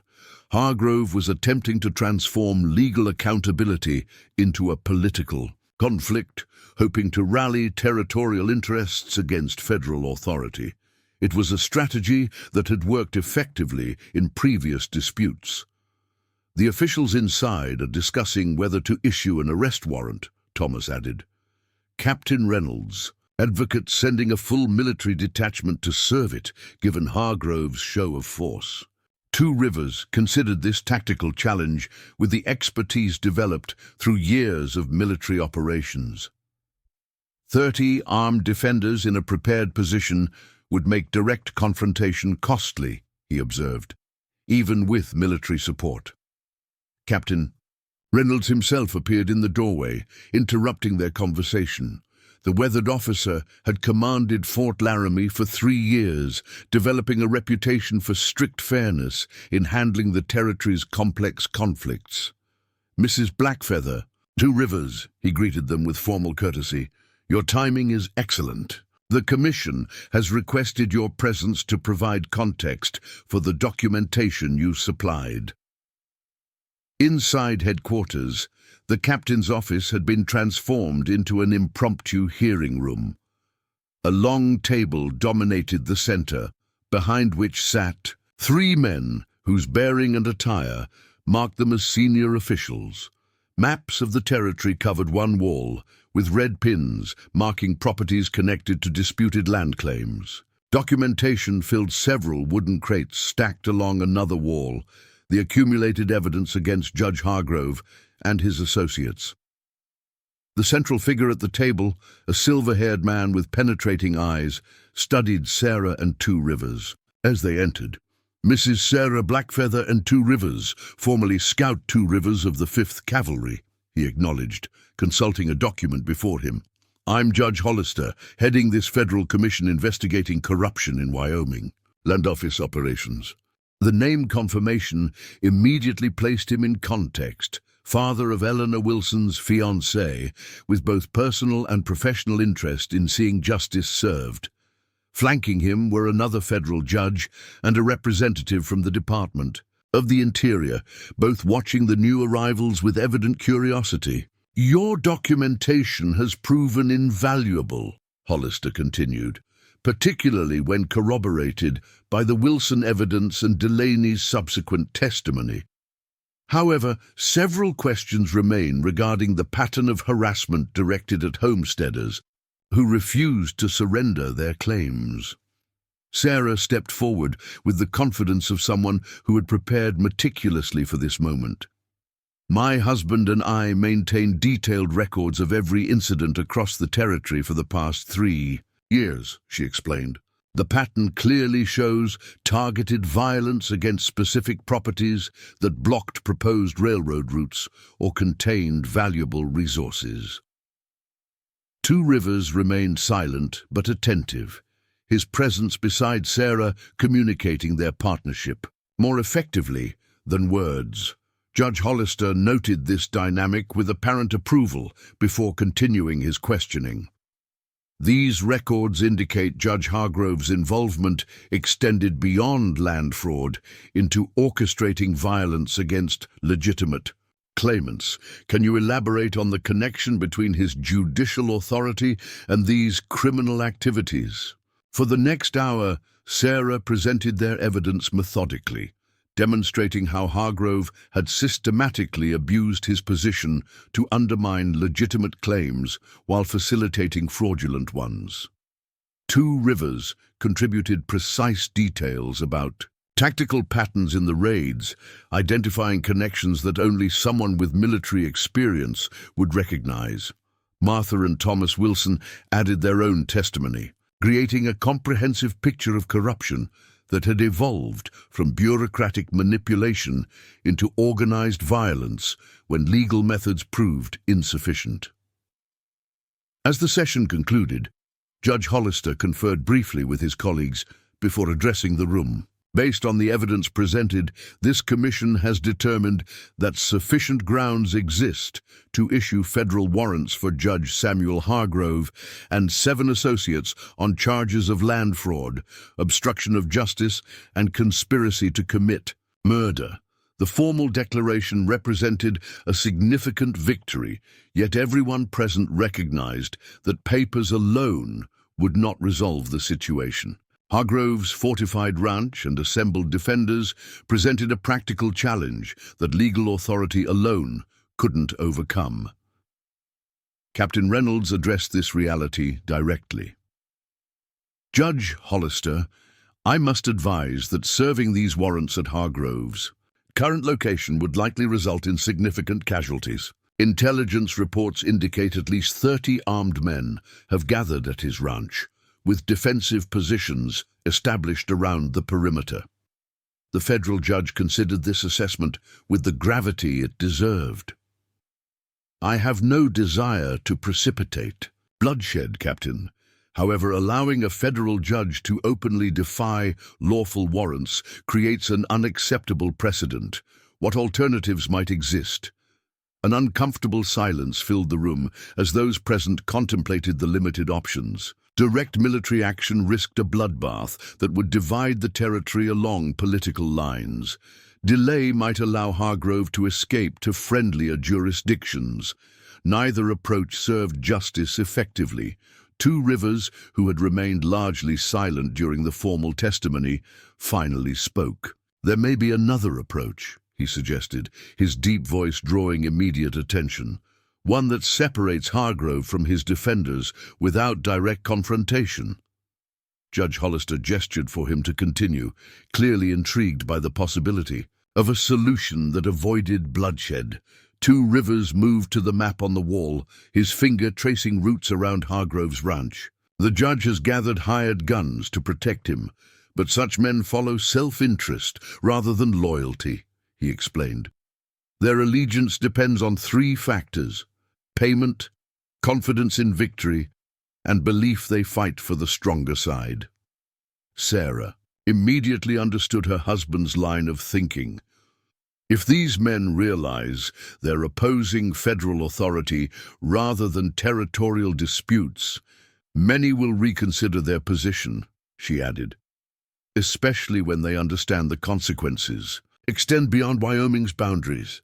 Two Rivers nodded agreement. Most importantly, Hargrove himself believes he remains in control of the situation. His defensive preparations focus on repelling a direct assault. He does not expect infiltration from someone familiar with both the terrain and his routine. Captain Reynolds studied the Cheyenne scout with growing interest. You're suggesting a covert operation to extract Hargrove from his defensive position, he interpreted, rather than attacking the ranch directly. Precisely, Two Rivers confirmed. During my years scouting for the 5th Cavalry, I mapped every trail, creek, and hidden approach within 50 miles of Fort Laramie, including 3 routes to Hargrove's ranch that would bypass his sentries. Judge Hollister leaned forward, clearly intrigued by this alternative to military confrontation. You're proposing to enter the ranch undetected and apprehend Hargrove. Personally, that seems extraordinarily dangerous even with your skills. Two Rivers met the judge's gaze directly. With respect, Your Honor, I've infiltrated hostile camps with greater numbers and more experienced fighters than Hargrove's hired guns. The ranch's defensive focus creates blind spots that someone with knowledge of native approaches can exploit. Sarah stepped to her husband's side, her posture conveying absolute partnership. We're not suggesting Two Rivers undertake this alone. I know those approaches as well, and Hargrove would never expect a woman to participate in such an operation. Martha Wilson joined them at the map, her strategic mind already analyzing the proposed approach. Thomas and I can provide additional support. We've been observing the ranch's operations for weeks while gathering evidence. We know the guard rotations, the weak points in their perimeter. Captain Reynolds considered the unorthodox proposal, with the careful assessment of an experienced commander. It's unquestionably high risk, he acknowledged, but potentially effective precisely because Hargrove would never anticipate such an approach. He turned to Judge Hollister. If successful, it would allow us to serve the warrant without endangering soldiers or civilians in a direct confrontation. The federal judge weighed the proposal against available alternatives. Direct military action carried significant political risks beyond the immediate danger to those involved. Delay might allow Hargrove to escape justice entirely. The unorthodox approach offered by Two Rivers represented a middle path that avoided the worst potential outcomes. How would you proceed? He asked finally. Two Rivers outlined his strategy with the precision that had once made him invaluable to cavalry commanders. He identified 3 phases: approach through hidden ravines that bypassed Hargrove's sentries, infiltration of the main house through servant quarters during the pre-dawn guard change, and extraction using diversions created by Martha and Thomas from strategic positions outside the property. The entire operation relies on surprise rather than force, he emphasized. Hargrove will be secured before his defenders realize what's happening. Once he's in custody, the legal situation changes entirely. Many of his hired guns will disperse rather than oppose federal authority directly. Judge Hollister consulted briefly with his colleagues before rendering judgment. I cannot officially sanction an operation outside military or law enforcement channels, he stated carefully. However, these warrants must be served, and I leave the method to Captain Reynolds's discretion. The captain nodded understanding. This carefully worded authorization provided the necessary flexibility while maintaining proper separation between judicial authority and tactical implementation. As sunset approached, the 4 gathered in a small stable at the fort's edge for final coordination. They had exchanged their normal attire for dark clothing that would blend with night shadows.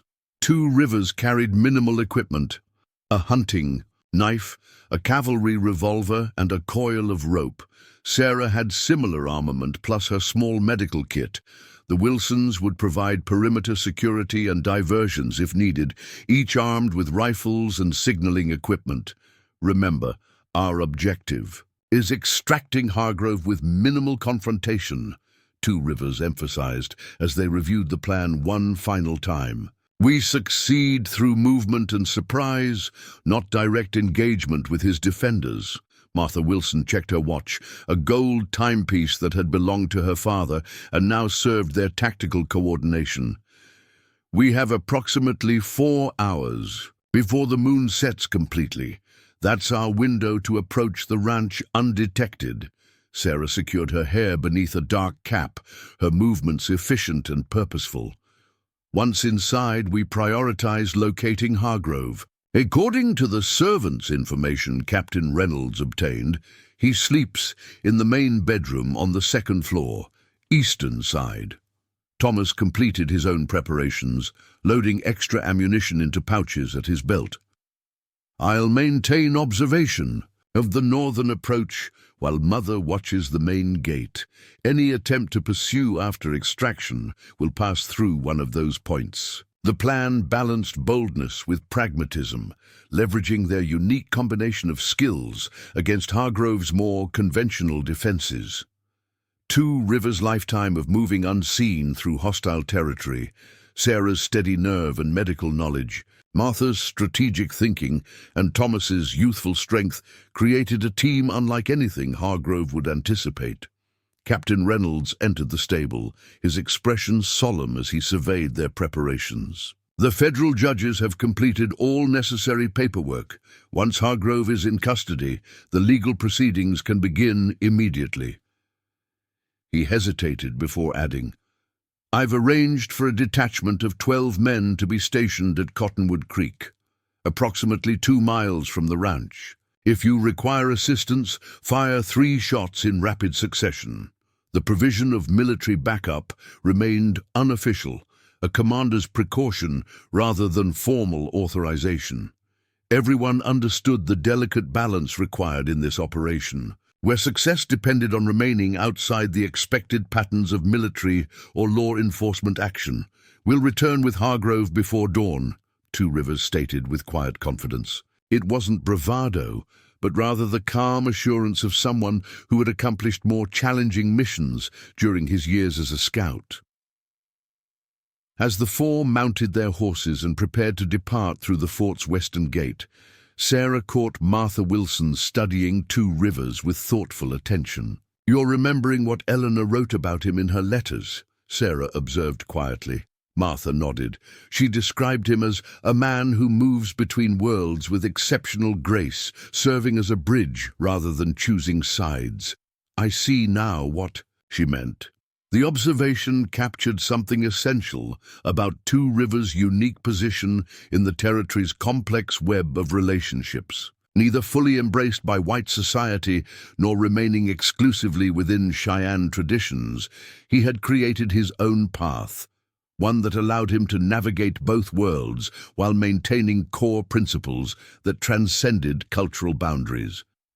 As their small party rode west into the gathering darkness, Sarah reflected that the same description might apply to their entire unlikely alliance. Each of them operated at the intersection of different worlds, Martha bridging Eastern society and frontier justice, Sarah connecting her Kentucky upbringing with her adopted Western life, Thomas balancing youth and responsibility, Two Rivers navigating native heritage and military experience. Together, they represented exactly what Hargrove and his allies feared most: cooperation that transcended the artificial divisions upon which corrupt power depended. Their success tonight would do more than bring one man to justice. It would demonstrate the possibility of a different future for the territory itself. Darkness enveloped the landscape as the 4 riders followed a narrow ravine that wound toward Hargrove's ranch. Two Rivers led the way, his keen vision navigating the treacherous route despite the minimal starlight. Sarah rode closely behind, followed by Thomas and Martha Wilson. They maintained absolute silence, communicating only through hand signals when necessary. The night air carried the sharp scent of sage and pine, occasionally punctuated by the distant howl of coyotes. These natural sounds provided perfect cover for their approach, masking the soft footfalls of their horses against the rocky ground. Two Rivers had selected mounts known for their sure-footedness and quiet temperament, qualities essential for their covert mission. After an hour of cautious travel, Two Rivers raised his hand, signaling a halt. The group dismounted in a small cluster of juniper trees that provided natural concealment. From this position, Hargrove's ranch lay approximately half a mile ahead, its windows glowing with lamplight against the darkness. "We'll proceed on foot from here," Two Rivers whispered, his voice barely audible even in the stillness. "The horses would be detected by sentries near the main approach." Thomas Wilson secured the animals, while the others prepared for the next phase of their operation. Sarah removed a small leather case from her saddlebag, extracting dark pigments she had prepared earlier. With practiced movements, she applied the mixture to Two Rivers' face and exposed skin, transforming his appearance to blend with the night. Shadows. He did the same for her, his fingers gentle against her face as he traced the camouflage patterns. Martha Wilson checked her timepiece in the faint starlight. 11:15, she reported. Guard rotation occurs at midnight according to our intelligence. That gives us 45 minutes to reach position. Two Rivers surveyed the terrain ahead, calculating their approach with the precision honed through countless scouting missions. The creek bed provides cover for the first quarter mile, he noted. Then we'll need to move through the eastern pasture. The tall grass will conceal our movement, but we must be vigilant for perimeter guards. Sarah distributed small signal whistles to each person, devices carved from bird bone that could produce sounds indistinguishable from night creatures when properly used. One call indicates danger, she reminded them. 2 signals safe passage. 3 means immediate withdrawal.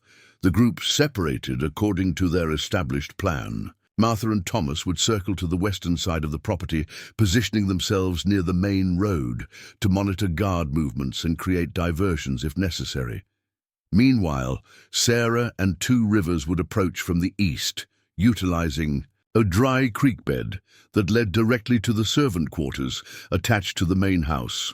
Remember, Two Rivers emphasized before they departed, our objective is extracting Hargrove without alerting his defenders. Avoid engagement unless absolutely necessary. Thomas nodded solemnly, checking the loading on his rifle one final time. If you're not out by 3 o'clock, we'll signal Captain Reynolds for military intervention. With this understanding established, the 4 allies melted into the darkness, each pair moving toward their designated positions with practiced stealth. Two Rivers and Sarah descended into the shallow creek bed, using its natural depression to shield their movement from potential observers. The dried mud created challenging footing, but both navigated it silently, years of frontier living having taught them to move through difficult terrain without betraying their presence. After 20 minutes of careful progress, they reached the point where the creek bed ended, opening into a broad meadow that stretched toward the eastern edge of Hargrove's property. Here, tall prairie grass provided their only concealment as they approached the ranch buildings. Two Rivers paused at the meadow's edge, studying the ranch through field glasses that revealed details invisible to the naked eye in darkness. 2 sentries near the main house, he reported in a near whisper. One at the front entrance, another patrolling the perimeter. Additional guards visible near the stables and bunkhouse. Sarah scanned the property herself, noting the positions of additional men. The pattern matches Martha's intelligence, she confirmed. Concentrated defenses around the main approach and stables, minimal coverage of the eastern pasture.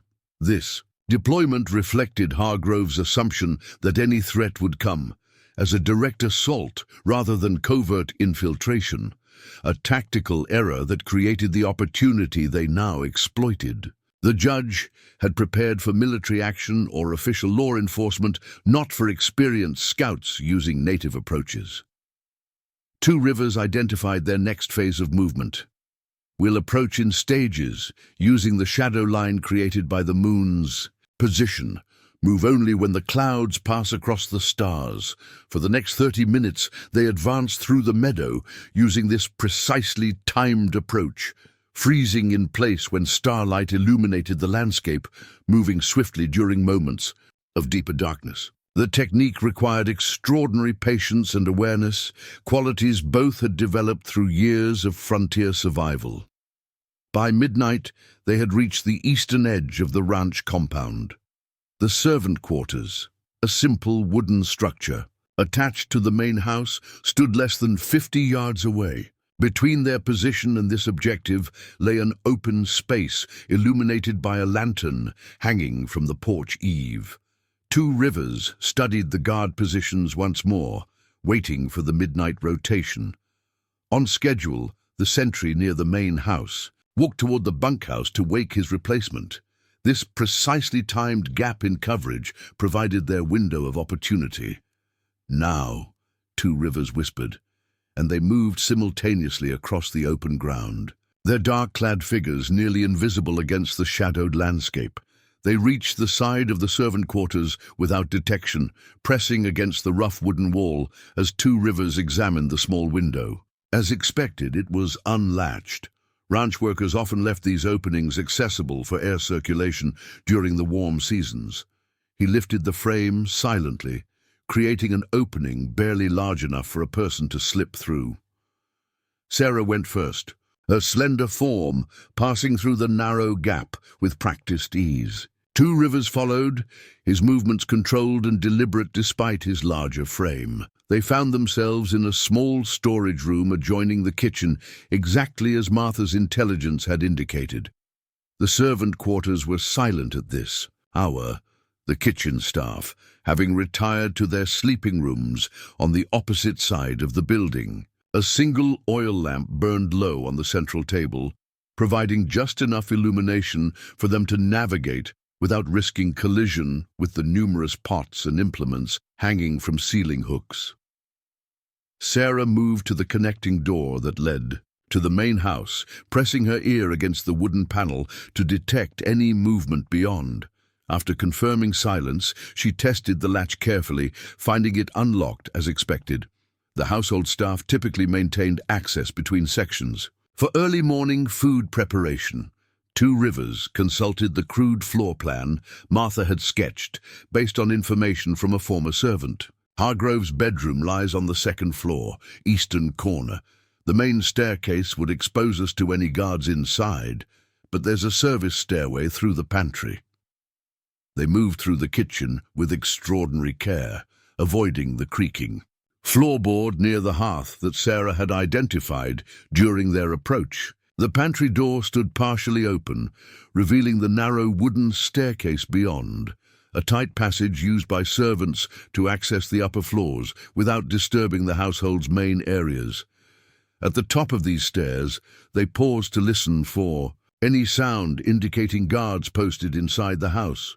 Hearing nothing but the faint ticking of a grandfather clock from the main hallway, they proceeded toward the eastern wing, where Hargrove's bedroom was located.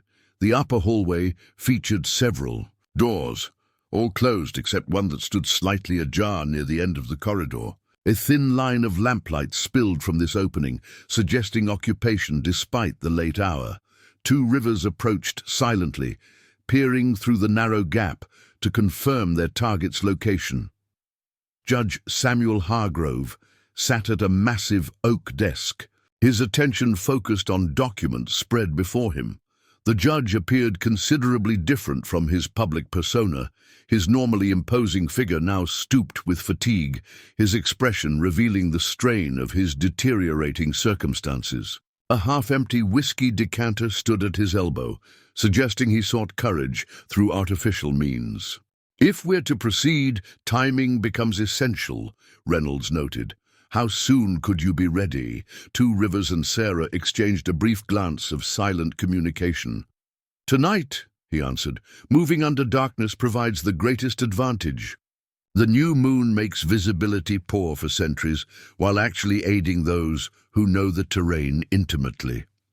The captain turned to Martha and Thomas Wilson. "And you're both committed to participating despite the obvious dangers?" Martha's expression remained resolute. "Judge Hargrove ordered my sister's murder. Every day he remains free, dishonors her memory, and threatens others who stand for justice in this territory. We're committed to seeing this through." With the decision made, the group dispersed to prepare for the night's operation. Captain Reynolds would coordinate with military personnel to establish reception procedures once Hargrove was apprehended. The Federal Commission would prepare formal notifications for territorial officials to ensure proper legal protocols were followed. Meanwhile, the four civilians would develop the detailed tactical plan that might succeed where direct military action could not. As Sarah and Two Rivers left headquarters to begin their preparations, Lieutenant Clark intercepted them near the stables. The young officer had clearly been waiting for their emergence. "Mrs. Blackfeather, Two Rivers," he greeted them with evident concern.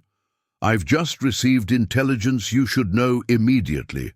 One of our scouts intercepted a messenger from Hargrove's ranch heading toward Cheyenne. He carried instructions for Hargrove's allies to spread word that your homestead harbors hostile Indians planning attacks on settler properties." The tactic was predictable yet dangerous, an attempt to reframe their opposition to corruption as racial conflict, exploiting territorial tensions to discredit their testimony. By painting Two Rivers as a threat rather than a witness, Hargrove hoped to undermine both the legal proceedings and public sentiment. "He's following the pattern Delaney described," Sarah observed grimly. "When legal maneuvers fail, shift to character assassination. When that proves insufficient, escalate to physical threats." Two Rivers received this news with outward calm, though Sarah recognized the controlled anger in his posture. "Hargrove believes he understands the territory's prejudices," he noted. "He thinks accusations against a Cheyenne will automatically override evidence of his own crimes." Lieutenant Clark's expression revealed his disgust with this strategy. "Captain Reynolds has already dispatched messengers to correct this misinformation, but you should know that some of the local ranchers are responsive to Hargrove's claims. There's talk of forming posses to investigate properties suspected of harboring hostile natives. This development added urgency to their mission. Beyond serving justice for past crimes, apprehending Hargrove now became essential to preventing new violence against innocent homesteaders caught in the spreading conflict." "Thank you for the warning, Lieutenant," Sarah acknowledged. "This information reinforces the importance of resolving the situation quickly." As Clark departed, Two Rivers turned to Sarah with rare intensity in his normally composed expression. "Hargrove has chosen to make this personal rather than legal," he observed. "He seeks to transform legitimate opposition to corruption into racial conflict." Sarah nodded, understanding, because racial divisions are familiar territory that benefits men like him. Legal proceedings threaten his power, but frontier prejudices protect it. The insight reinforced what they had already understood. Their unusual partnership challenged more than just Hargrove's criminal activities. It represented a direct challenge to the artificial divisions that powerful interests use to maintain control over the territory's development. "We must succeed tonight," Two Rivers stated simply. "Not just for justice in Eleanor Wilson's death or protection of our homestead, but for the possibility that different peoples might find common cause against corruption." Sarah touched his arm briefly, the gesture conveying complete solidarity. "We will." The remainder of the day passed in methodical preparation. Two Rivers reviewed maps with Martha and Thomas Wilson, identifying optimal approach routes and contingency plans for various scenarios. Sarah gathered medical supplies, anticipating potential injuries during the operation. Captain Reynolds, discreetly, arranged for a detachment of trusted soldiers to be ready as backup without revealing the specific plan to the wider fort community. Two Rivers signaled confirmation to Sarah before easing the door open wider. The well-oiled hinges made no sound as they entered the room, positioning themselves on either side of the doorway. Hargrove remained oblivious to their presence, his attention fixed on the papers before him. Documents he appeared to be sorting into different piles, perhaps preparing to destroy incriminating evidence. "Good evening, Judge Hargrove," Sarah spoke, her voice controlled and steady. The judge's head snapped up, shock transforming his features as he registered their presence. His hand moved instinctively toward a drawer that likely contained a weapon, but Two Rivers' voice stopped him cold. "That would be unwise," he stated simply, the quiet authority in his tone more effective than any shouted threat. Hargrove's expression cycled rapidly through disbelief, fear, and finally cold calculation as he assessed his situation. "Mrs. Blackfeather," he acknowledged, his voice carrying a forced casualness that failed to mask his alarm. and the supposedly deceased scout 2 Rivers. This is an unexpected social call, particularly at such an hour." "This isn't a social call," Sarah replied evenly. "We're here to deliver a federal warrant for your arrest on charges of land fraud, corruption, and conspiracy to commit murder." A flash of genuine surprise crossed Hargrove's features before his legal training reasserted control. "I've received no official notification of any such warrant," he countered. "This appears to be nothing more than unlawful trespass and intimidation. Serious charges for both of you, especially considering your unusual domestic arrangement." 2 Rivers stepped forward, placing a folded document on the desk between them. "The warrant is authentic, signed by Judge Hollister of the Federal Commission investigating territorial corruption. You can verify the signatures yourself." Hargrove didn't touch the document, his eyes darting between his unexpected visitors and the door beyond. "Even if such a warrant exists, proper procedure requires it be served by authorized law enforcement or military personnel, not by private citizens, and certainly not by a Cheyenne with questionable legal status." "Captain Reynolds authorized this approach," Sarah informed him calmly. "Given your armed resistance to legal authority, conventional methods were deemed too likely to result in bloodshed." The judge's expression hardened as he recognized the tactical thinking behind their presence. "I see. And what precisely do you propose now? That I surrender peacefully and accompany you through my own ranch?"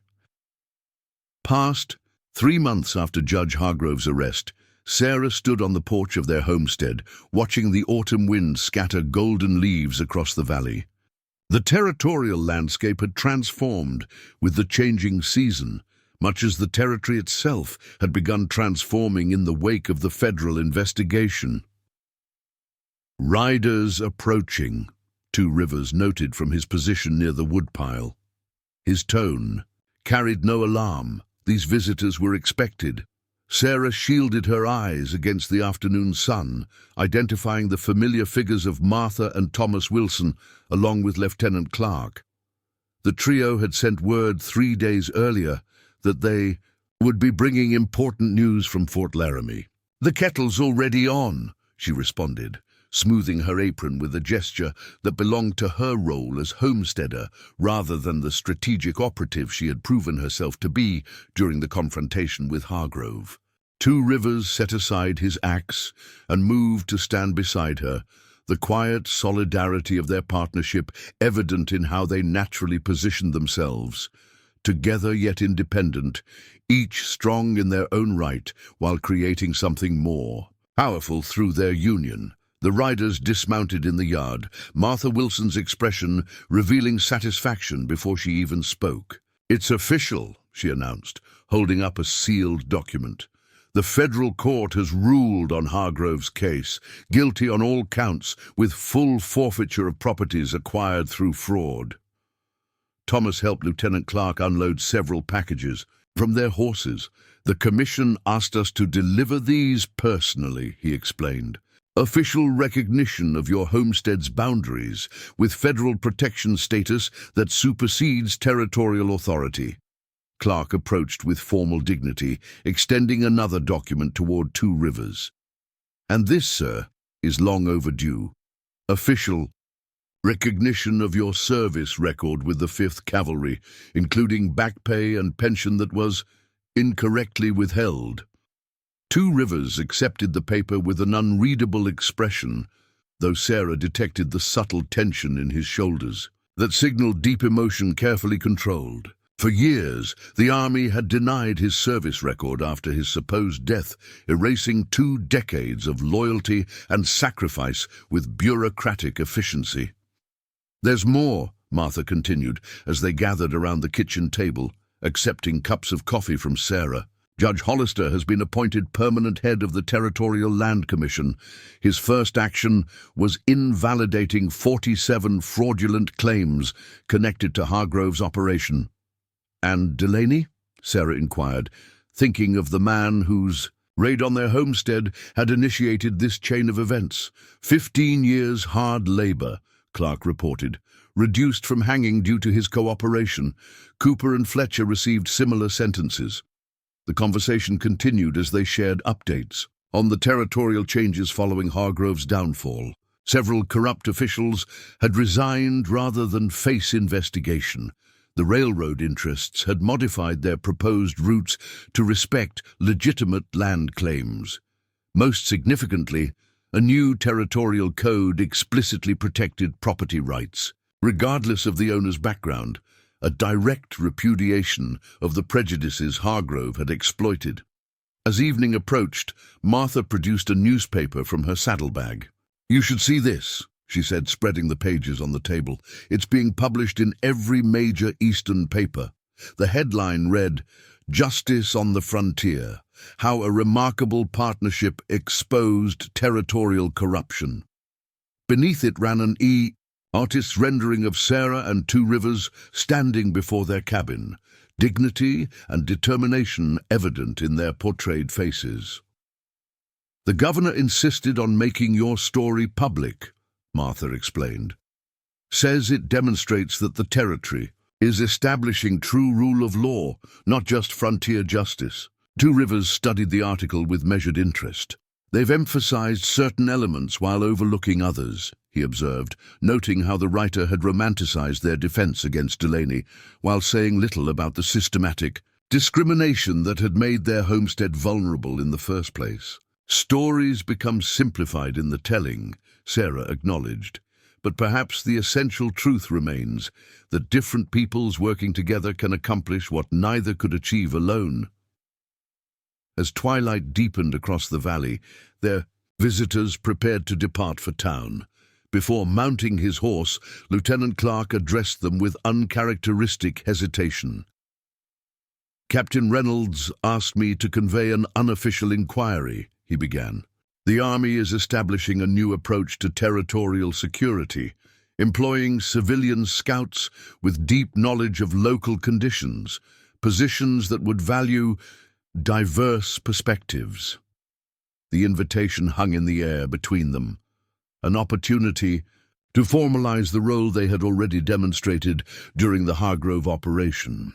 Sarah and Two Rivers exchanged a glance of silent communication before she responded. "Please tell the captain we appreciate the consideration. Our answer will depend on whether such positions truly value partnership rather than simply extraction of knowledge." Clark nodded, understanding. "I believe that's precisely why he thought of you. The territory is changing, and those who can bridge different worlds become increasingly valuable." After their visitors departed, Sarah and Two Rivers remained on the porch, watching darkness gather across the landscape they had fought so determinedly to protect. Their homestead stood as physical proof that boundaries others considered absolute could in fact be crossed through respect and shared purpose. "What do you think of the captain's offer?" Sarah asked finally, leaning slightly against the porch rail. Two Rivers considered the question with characteristic thoughtfulness. "There is wisdom in establishing formal roles for those who already serve as bridges between worlds," he observed, "but greater wisdom in ensuring we maintain independence to speak truth when necessary." Sarah nodded agreement. "Perhaps that's our true legacy here, not just securing our own homestead, but demonstrating a different possibility for the territory itself." The night deepened around them, stars emerging in brilliant clarity above the valley they had defended with such remarkable effectiveness. Their story had already begun spreading beyond the territory's boundaries, carried by newspapers and travelers' accounts to distant places where people hungered for tales of justice prevailing against corruption. What those stories often missed was the quiet moments like this, a partnership of equals standing together on land they had protected through complementary strengths. The widow and her Cheyenne warrior husband had not only secured their home against those who would take it, but in doing so had helped reshape the territory's understanding of what was possible when artificial boundaries were transcended in pursuit of justice. Their future remained unwritten, whether as independent homesteaders or formal advisors to territorial authorities, but whatever path they chose would continue challenging the convenient divisions that powerful interests had long used to maintain control. In their unlikely partnership lay a template for the territory's potential evolution towards something more just than its troubled beginnings had promised. The mountain wind whispered through the pines surrounding their cabin, carrying the first hint of winter's approach. Inside, the home they had transformed into a fortress of remarkable ingenuity awaited them, a physical manifestation of what could be created when different traditions combined their strengths rather than emphasizing their differences. Tomorrow would bring new challenges, but tonight they stood together in the quiet satisfaction of having already accomplished what many had deemed impossible, creating a shared life that honored both their traditions while building something entirely new on the frontier of possibility. If you've enjoyed this tale of courage, justice, and unexpected partnership on the frontier, make sure to hit that subscribe button for more stories that challenge expectations and showcase remarkable characters overcoming seemingly impossible odds. We've got 2 more incredible stories waiting for you right on your screen. Just click to discover more adventures that will transport you to worlds where determination and partnership triumph against overwhelming forces. Leave a comment letting us know where you're watching from and what you thought of Sarah and Two Rivers Extraordinary. Stand against corruption. Until next time, remember that sometimes the most powerful alliances emerge from the most unexpected partnerships.